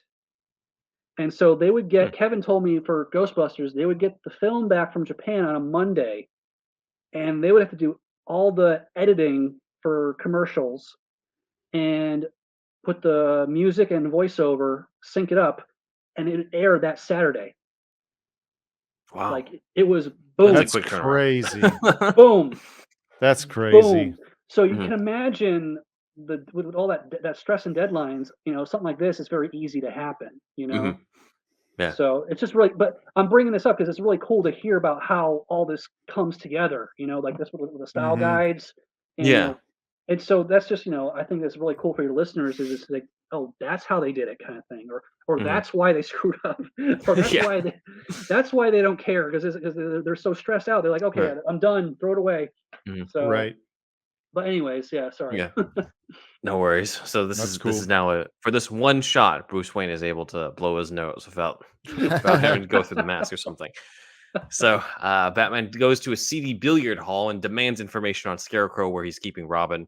And again, this is Batman going through the front door of the bar. That does not bother me in the Batman 2022 movie, because the Batman of several eras did this at the time. The whole stealth element of Batman kind of comes a little later in history, but it would have happened in this original pilot outline. Vicky Vale does her photo shoot of Crane, and I guess Crane did not shampoo or something, because she notices a piece of straw in his hair and she puts it together that he's the Scarecrow. And so naturally he has to kidnap her, which a similar thing happens to Wonder Woman in the show, except in different circumstances than what's in Yeah. his hair.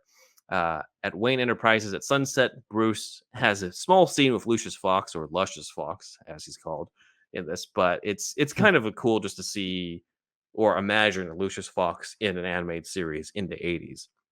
at this point. But it's basically, I feel like, in there just to establish, yeah, we have this character in here too, where he's kind of worried about Bruce based off the fact that he kind of looks like he's seen better days when walking around the offices of Wayne Enterprises. Meanwhile, at the GCPD headquarters, like in the final episode, a crow shows up with a note in Gordon's office while Professor Crane is there, and Batman reads it and takes off. Scarecrow is holding Robin and Vicky hostage in the final episode. It's Robin and Wonder Woman. Vicky Vale was basically replaced by Wonder Woman in this episode. And they're trussed up like scarecrows when Batman arrives. And that's when the big fear transmitter shows up and Batman has to hallucinate his parents again. Robin being replaced by his father, Vicky replaced by his mother. And Scarecrow is prepared to kill both Robin and Vicky with this, the Thresher thing, with all this, I guess that's what it's called, a thresher, but he's driving it where it's got all the blades in the front as it rolls. And basically, when Batman sees Joe Chill in place of the transmitter Scarecrow, he makes a lunge for it and causes the fear transmitter to crack, which makes him no longer under the influence, able to save Robin and Vicky by stopping the thresher and unmasking Scarecrow as Crane once and for all. And it looks like that Crow likes to cuddle with Crane right there, based on how close he's getting to his face. But it ends with Batman and Robin overlooking Crime Alley, where it's like, how did you know that Crane was the Scarecrow? And just like in the final episode, he reveals that when the Crow was in Gordon's office, the Crow never took its eyes off of Crane the entire time, indicating that Crane was in control of the Crow. So they take off together, and we get one last look at Crime Alley, and that's the end of the pilot episode, which became this Superpowers team episode instead. Pretty true to it, though. Like, we didn't really lose anything at all. If it was basically just switching out Vicky Vale and Wonder Woman, that's pretty much it. It stayed pretty true to what they had, actually. So that's pretty cool, I felt, on this. Now, what is your speculation, Rob, after having read all this, in terms of like, why was this not made? How did it become a Galactic Guardian Superpowers team episode? I mean, there is so many things that go into these things. It's not just Alan Burnett that had the say in things, Of course, yeah. Hanna-Barbera, the producers, marketing. Marketing has a huge influence over what is a go or no go, because of merchandising, and also maybe because this ended up being the last season, for the Super Friends, essentially. Mm-hmm.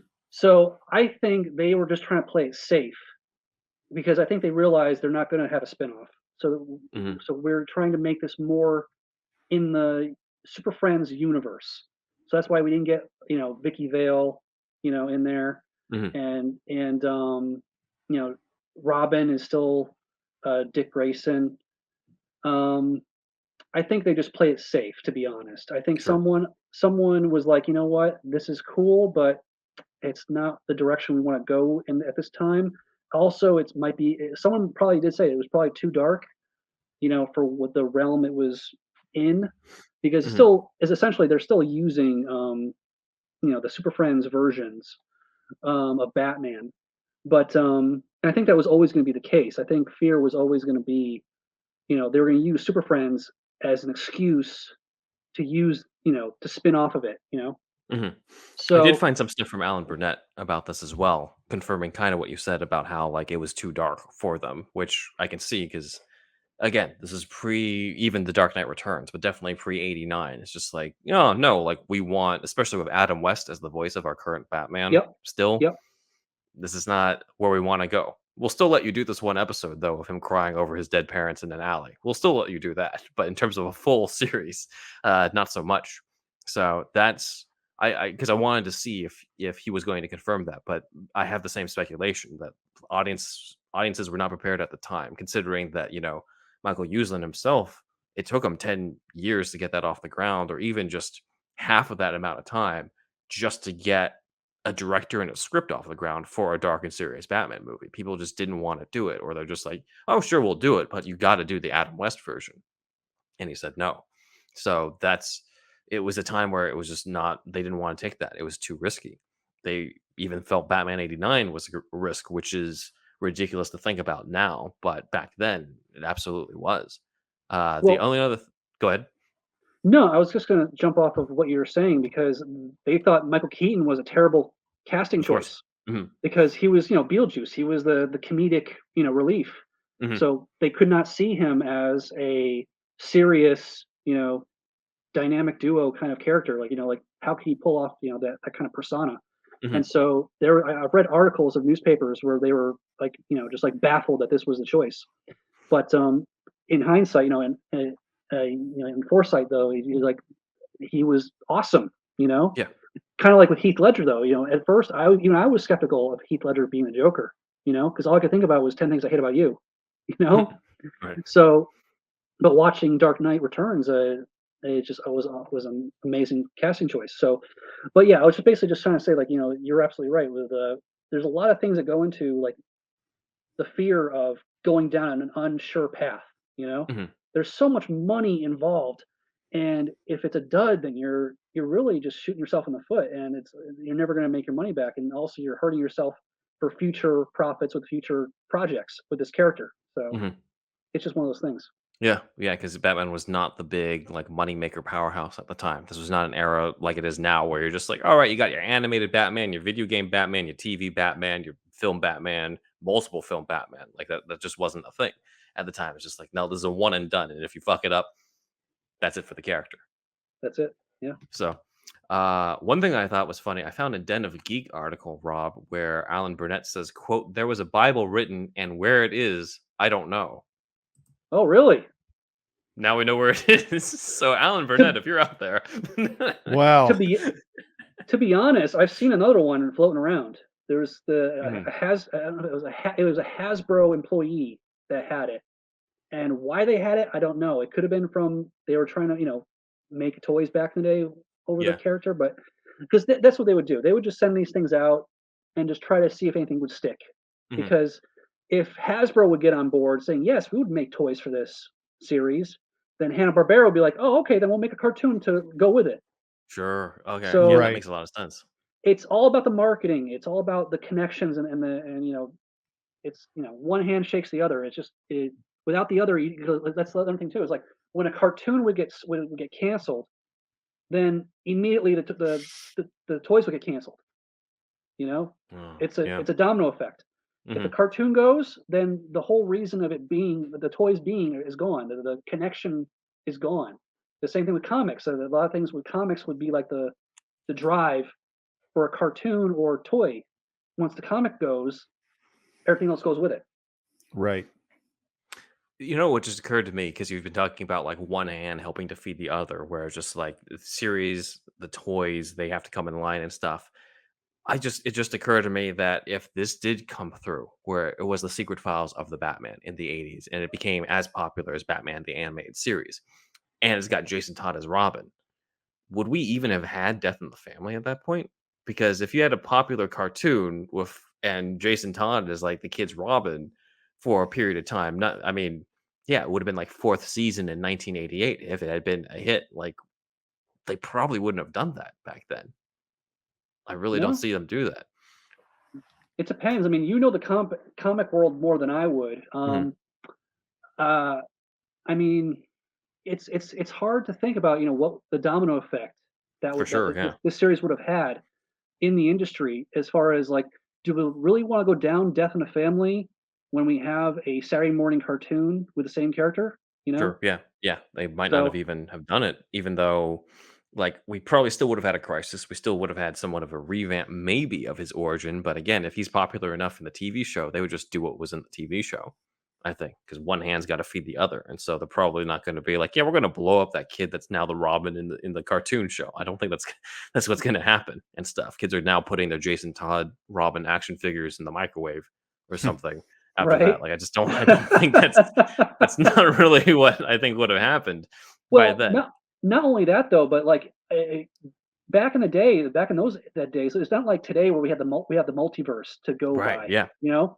Mhm. Back then they didn't want to confuse kids. They wanted to keep things in sequence, in the same universe and same things in the same events, to Yeah. be intertwined. So if they did a cartoon series of this, Secret Files of the Batman with Jason Todd, I don't think they would have done a comic version where they blow up Jason No. Todd Exactly. because then they would probably fear they were going to confuse their fan base. Like, is this part of the same world or not? Or what? And if not, then why are we even bothering? Yeah, So no, that they wouldn't have, and that could have changed things a lot when it came to the actual like the mythos. So like as you said, it's curious to see the domino effect, and that's kind of one that just occurred to me as we were talking. That like, there's no way that if this hypothetical world was a hit show, they wouldn't have touched it. He would have just no, been Robin for a very much longer period of time, which then delays Tim Drake.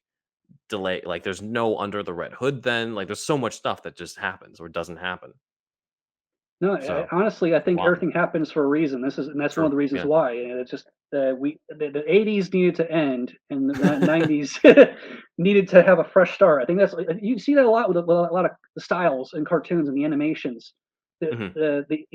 Every decade there's their own version. You know what I mean? So Yeah, the definitely. artists are like revamping and trying new things. So Hmm. 92 was like 92 kind of evens out with like 1990. How long would it take for them to start production, Yeah. approve looks and flow, and get the castings for all the voice actors?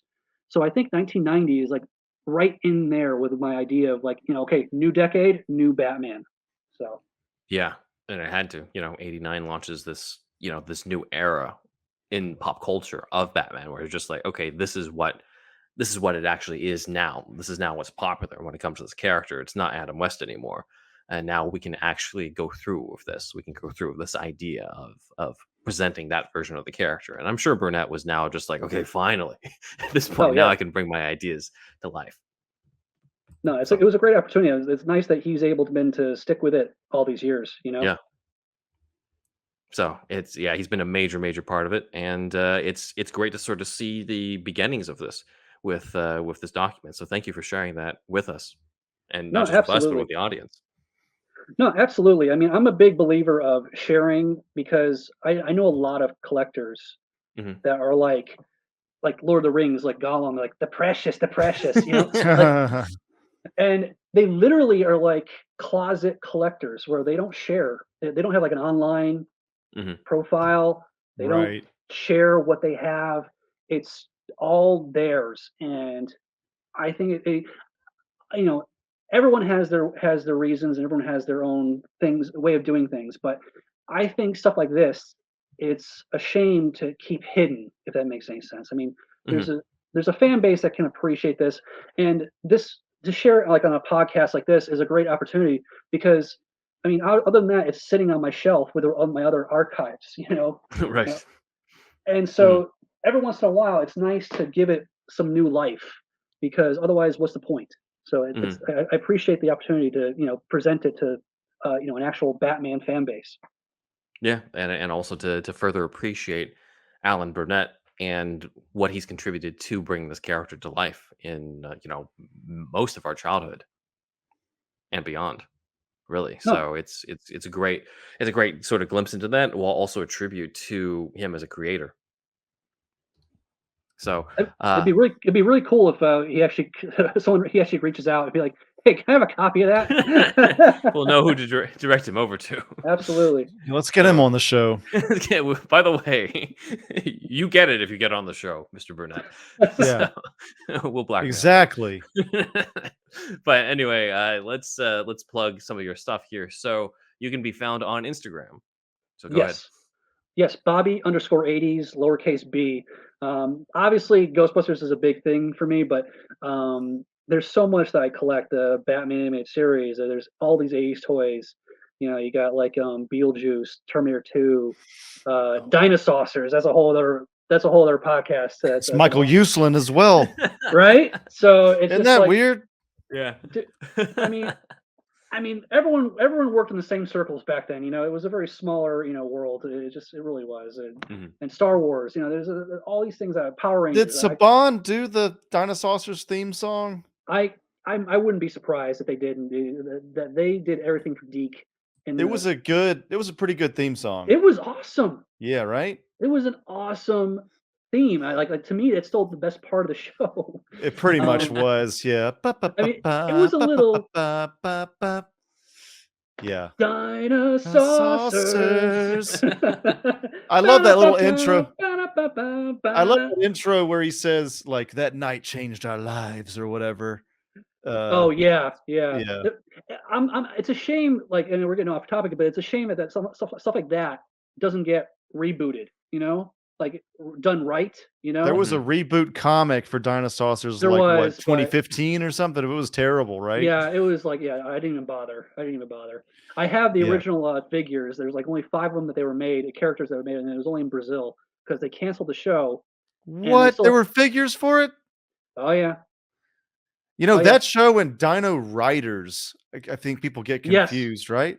Yes. Yeah, that's very similar. There's always, you'll notice in media, there's always a competition idea. So Yeah. like Deep Impact was also Armageddon. Volcano, Dante's Peak. Samurai Pizza Cats for your Ninja Turtles. Right? Okay. Yeah, exactly. So Yeah. you got Samurai, you got Ninja Turtles, you got Street Sharks. You got Street Sharks, you got Biker Mice from Mars. It's just, whatever. By the Battle time they Toads. got the Street Sharks and Biker Mice from Mars, I was kind of out of it. Like, I okay, was guys, cool we with get it. Ninja Turtles I know, for you were sure. Samurai Pizza Cats, I never even saw it, but I remember seeing the art for it or something. Maybe the VHS, but I heard it was huge in, Latin America. That Oh, yeah. show. Well, a lot of things, real quick, a lot of things that whatever starts to die off in the US, if there's still a market in Europe or overseas, that's where toys and commercials or toys and cartoons like continue have like a second They'll life. move to. There's like a ripple effect. It dies off here, but then it'll finally end over there. That's So, cool though. At least they have a yeah. life. You know what I mean? Absolutely. But yeah, I collect a lot of stuff, and I know a lot of people that that I've connected with that give me like a lot of backstory, and so that's what the stuff I tried to share with you guys tonight. So I appreciate the time. Batman and Ghostbusters make up most of your collection. Oh no, Ninja Turtles and Ghostbusters is like a good chunk, and Okay. Batman is in the top 5. I'll give it that, but because I love the Okay. new DC collectibles, they did the cartoon figures right, Okay. the sculpts and everything and the colors, and Yeah. so from a action figure collector version, I love those new toys because they just did everything right. Oh man. And so I got a lot of those new ones. Storm Collectibles has this new reptile from Mortal Kombat. Oh wow. Oh my god, I want that so bad. I haven't bought that yet for myself. That's like the first toy in a long time I've been like, fuck, that's good. I can't go into those bigger collectibles like Yeah. spending $200 on a figure, like a statue thing or whatever. The only one I did buy was Hot Toys RoboCop. It's Okay. it's a full metal figure. So yeah. That's cool. That's cool. That sounds like that's worth it though. Oh, it was. Trust me. Worth No every regrets. penny. No regrets. No regrets. Awesome. That's funny, man. Well, thanks a lot for coming on, man, and Thank sharing you. that with us, and sharing your collection as well after the break. That was awesome. Thank you guys. Thank you. Take care. And with that, that is superhero stuff you should know. All right, big thanks to Dan for gathering the visuals for the YouTube experience. And we have a few fan comments to go over. So, Damn Fool Idealistic Crusader has talked to us about this, saying, I treasure returns, already love Daniel Waters, but this, and especially the bit about Rod Lurie, not to mention the terrible Straw Dogs remake, further sealed the deal. Yeah. I haven't seen that one myself, but I did laugh when he said that. So that was pretty funny. The irony is I like Hamscript too, and I'm a lifelong Hardy Boys nerd. These interviews you guys have been doing are phenomenal for those of us obsessed with the production history of the Bat films. I don't know of anyone else that has gone as deeply into who wrote what and highlighting the strict material injected into Waters' earlier drafts. As someone who tries to read as many drafts as possible, hearing people go in depth on the story development is so rewarding. Keep the Bat CD scratching. So, thank you. Nice. Haven't heard that one before. That's a good one. Yeah. Toy Galaxy covered Batman Returns or something lately, and there was a lot of script talk. And I wonder, they probably referenced, I'm just speculation, but I was like, oh, they probably watched us. Maybe. Send those viewers over, Toy Galaxy. Jesus Christ. Yeah. You guys are killing it. Yeah. Also, I like your profile picture, damn fool, idealistic crusader. I recognize that's Timothy Dalton as James Bond in License to Kill. So very good choice. Nice. Nikki6986 brings up on our Kenner episode that 1990 Joker cycle is recycled from originally the 1988 RoboCop Ultra Police line. And we have images that Dan pulled up here, and looks like you're right. All they did was just switch out the front to be a Joker head, because if you look especially at the seat design, it looks pretty close. It's exactly the same, man. Yeah, this is Yeah. a good find here. I mean, I could tell even when I was a kid, I probably wouldn't have liked this because the wheels are too small Especially and that the front head's too big. one. Yeah, I would have liked it just because it's the Joker, you know, and I like the guess. Joker mobile type of thing, but I would have had the Batmobile instead. Yeah, the Batmobile was better, but Yeah. this is cool that they found this. This is Yeah. I like this. Thanks for the deep cut. Yeah, thank you. Dylan Moore on our Uslan interview said the movie Kiss Me Deadly from 1955 also has a bomb in a car triggered by the speedometer, actually. Oh, damn. All right. Got to recheck that one out. But I'm sure Michael Uslan has a big cinema. He's a love for old cinema stuff. So he probably did end up seeing that movie at some point. It might have been inspired by that. Happens a lot. And we have, I've been noting of the fact that we had our own historical and cinematic influences episode on the Batman. We'll likely at some point continue to do something like that. You know, bring out the film school students of us in terms of like the influences of a film noir on Batman 89 or silent German expressionism on Batman Returns and stuff, because like it all has cinematic influences from other things. People kind of rag sometimes on Reeves for that, where they're just like, oh, he took from Seven, but I'm just like, you got to realize this happens with every single Batman iteration, pretty much. Yeah. So we'll be covering that at some point. But thanks, Dylan. I'd like to know for Batman 89, because Burton's style, yeah, it's so prominent. But yeah, anyway, yeah. Yeah. So on to the fan shoutouts.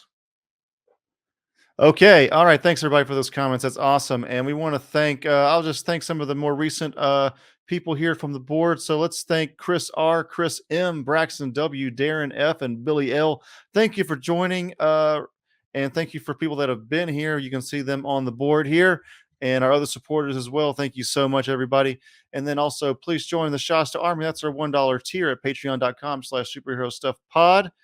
That gets you that there shout out. And then the $5 tier gets you a whole other show. This is where the rubber meets the road, basically, everybody. This is not the other tier. You know, the other tier's good, but this one's better. That's why it's more expensive. Let's put it that way. This is a whole other show. It's Friday, comes out every Friday. This show's every Monday for free.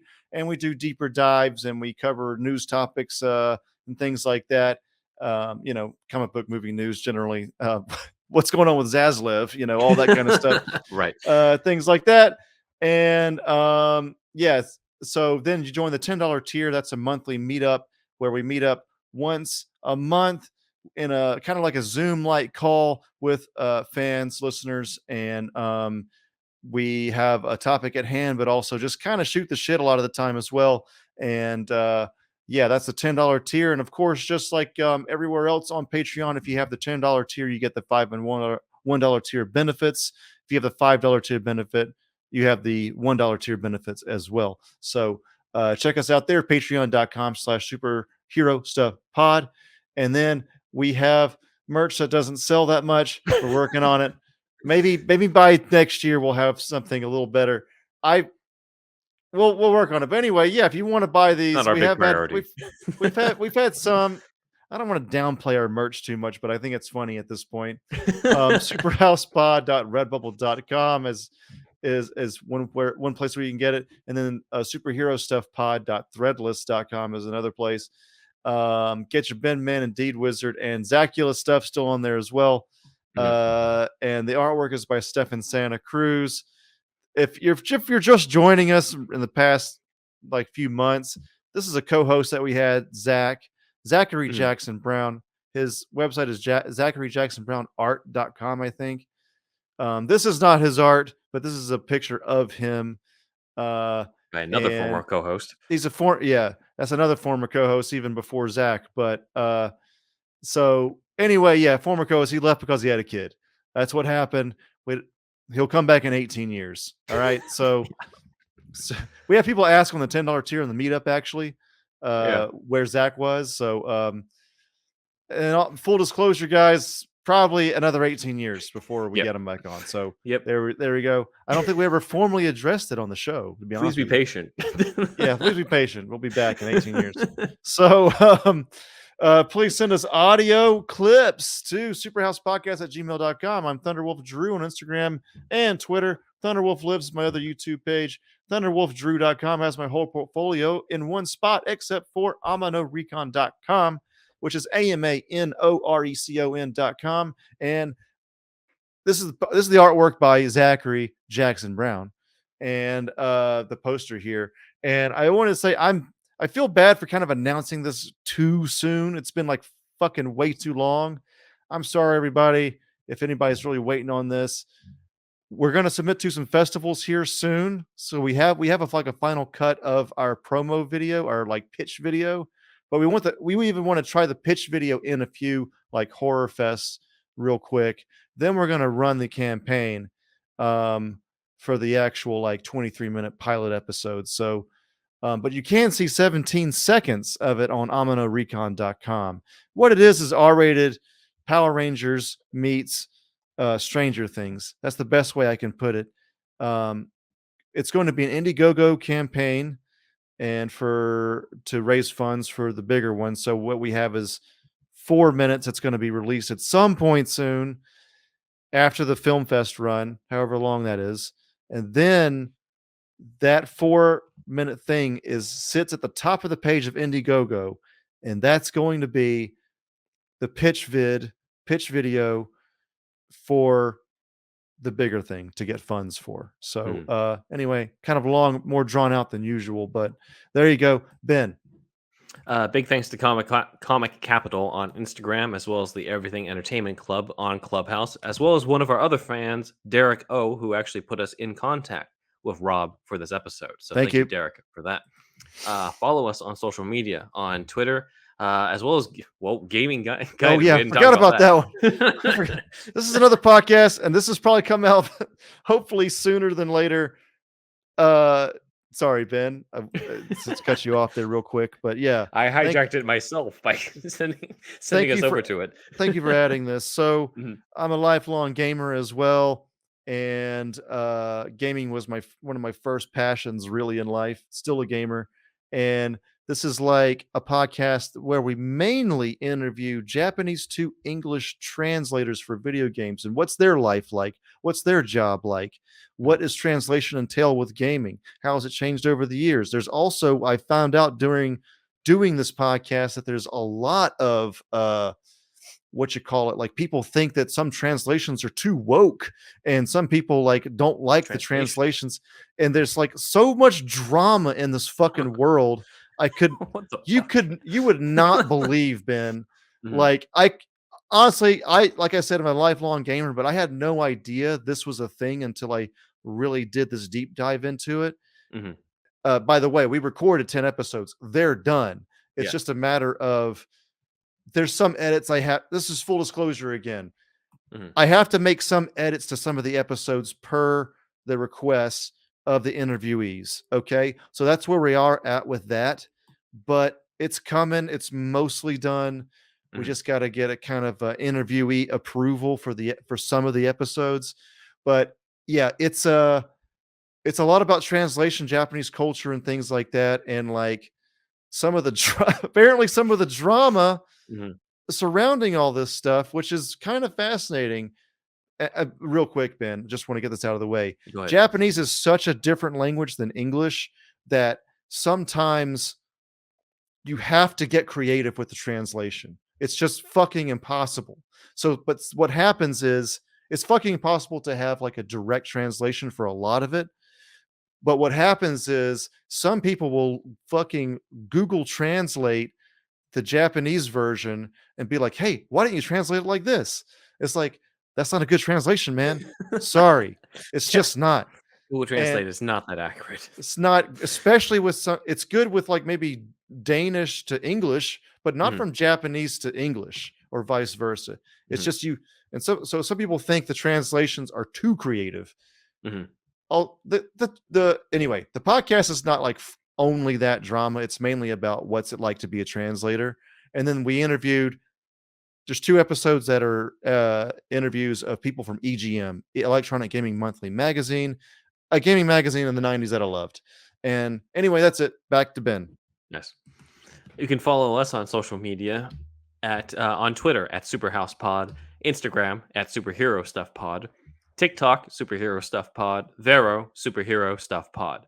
My website is Ben Juan Writer, where you can read Gotham Vampire, where Bruce faces off against the Mad Monk, as well as Elementary, The Death of Sherlock Holmes, a modern update on the adventure of the dying detective from the Sherlock Holmes universe, as well as Curb Your Enthusiasm, Disneyland, the Curb episode they could never make, where Larry goes to Disneyland. Might actually be my favorite out of those 3, actually. I still want to read this. I'm sorry I haven't been. You tell me every week. Does he say pretty good in it? I'll rewrite that in just for you. Oh man, I think it didn't fit the context of anything. Oh no, don't force it. He finds everything pretty bad over there in Disneyland. They don't say it in every episode of the real show anyway. So yeah. He does do the thing where it's they look at each other and then the music kicks in terms of figuring out whether or not they're lying. It's whenever he's staring down a guy. In this one, he's staring down Mickey Mouse. But it's different because Mickey Mouse is like dead eyes because it's just the mask. That's so good. It's not That's looking good. At anything. So anyway, check that out. BenJuanWriter.com. Curb Your Enthusiasm, Disneyland.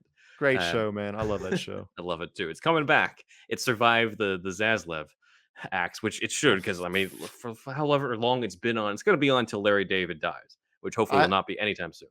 If Zaslev canned Curb Your Enthusiasm, I hadn't even thought about that, Ben. I feel like I would cancel my subscription right immediately. Which then cancels my subscription.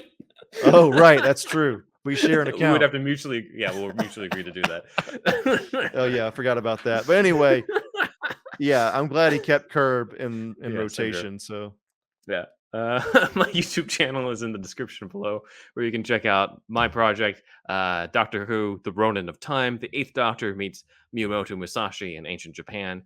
An episode that was not lost, like the Doctor Who episodes that we're talking about that were lost with Rob. My personal Instagram is Ben Juan Writer. My cat's Instagram is Alfie Pennyworth Cat.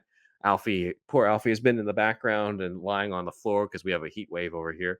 But he'll survive. He'll be okay. But if you have an Alfie yourself, you can get the Whisker Box, the only cat box for the crazy cat lady and gent. And yes, we do have a promo link or promo code for this thing. We don't just talk about it. We do have some legit stuff. I still need to check in with them. If you don't, maybe we should stop. But if you don't have a cat, but you have a dog instead, that's okay too, because you can get the Bark Box. Get your dog exactly what they want with the Bark Box. First month off free, valued at $35 with our promo link. You can find the promo link for Bark Box as well as Whisker Box at superherostuffpod.com/shop. You can get all sorts of stuff over there. Whisper bidets.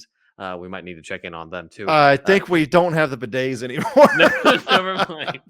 We're not slinging bidets anymore. I need to update that part of the page. Full disclosure, everybody. All right. Well, please help us out, and whatever's available, please buy. So we got the Cyborg Funko. BarkBox definitely. Anyway, yes, it's fine. It's fine.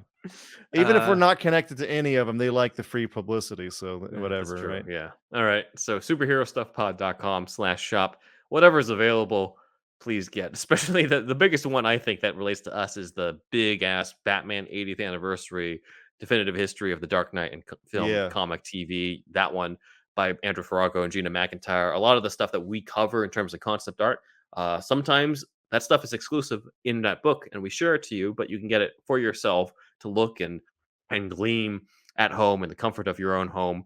Just don't use it on the toilet because it will cut off your circulation on your thighs, as Andrew has brought that up. So it's about like 1,000 pages, so you get your money's worth. But yeah, and you can also get The Boy Who Loved Batman by Michael Uslan, one of our special guests from the past couple of months as well. Fantastic book. Takes basically a nice look at what it took for him to get Batman 89 made, especially a couple chapters just specifically on the pitches and basically trying to get directors on board, going behind the scenes, all that stuff.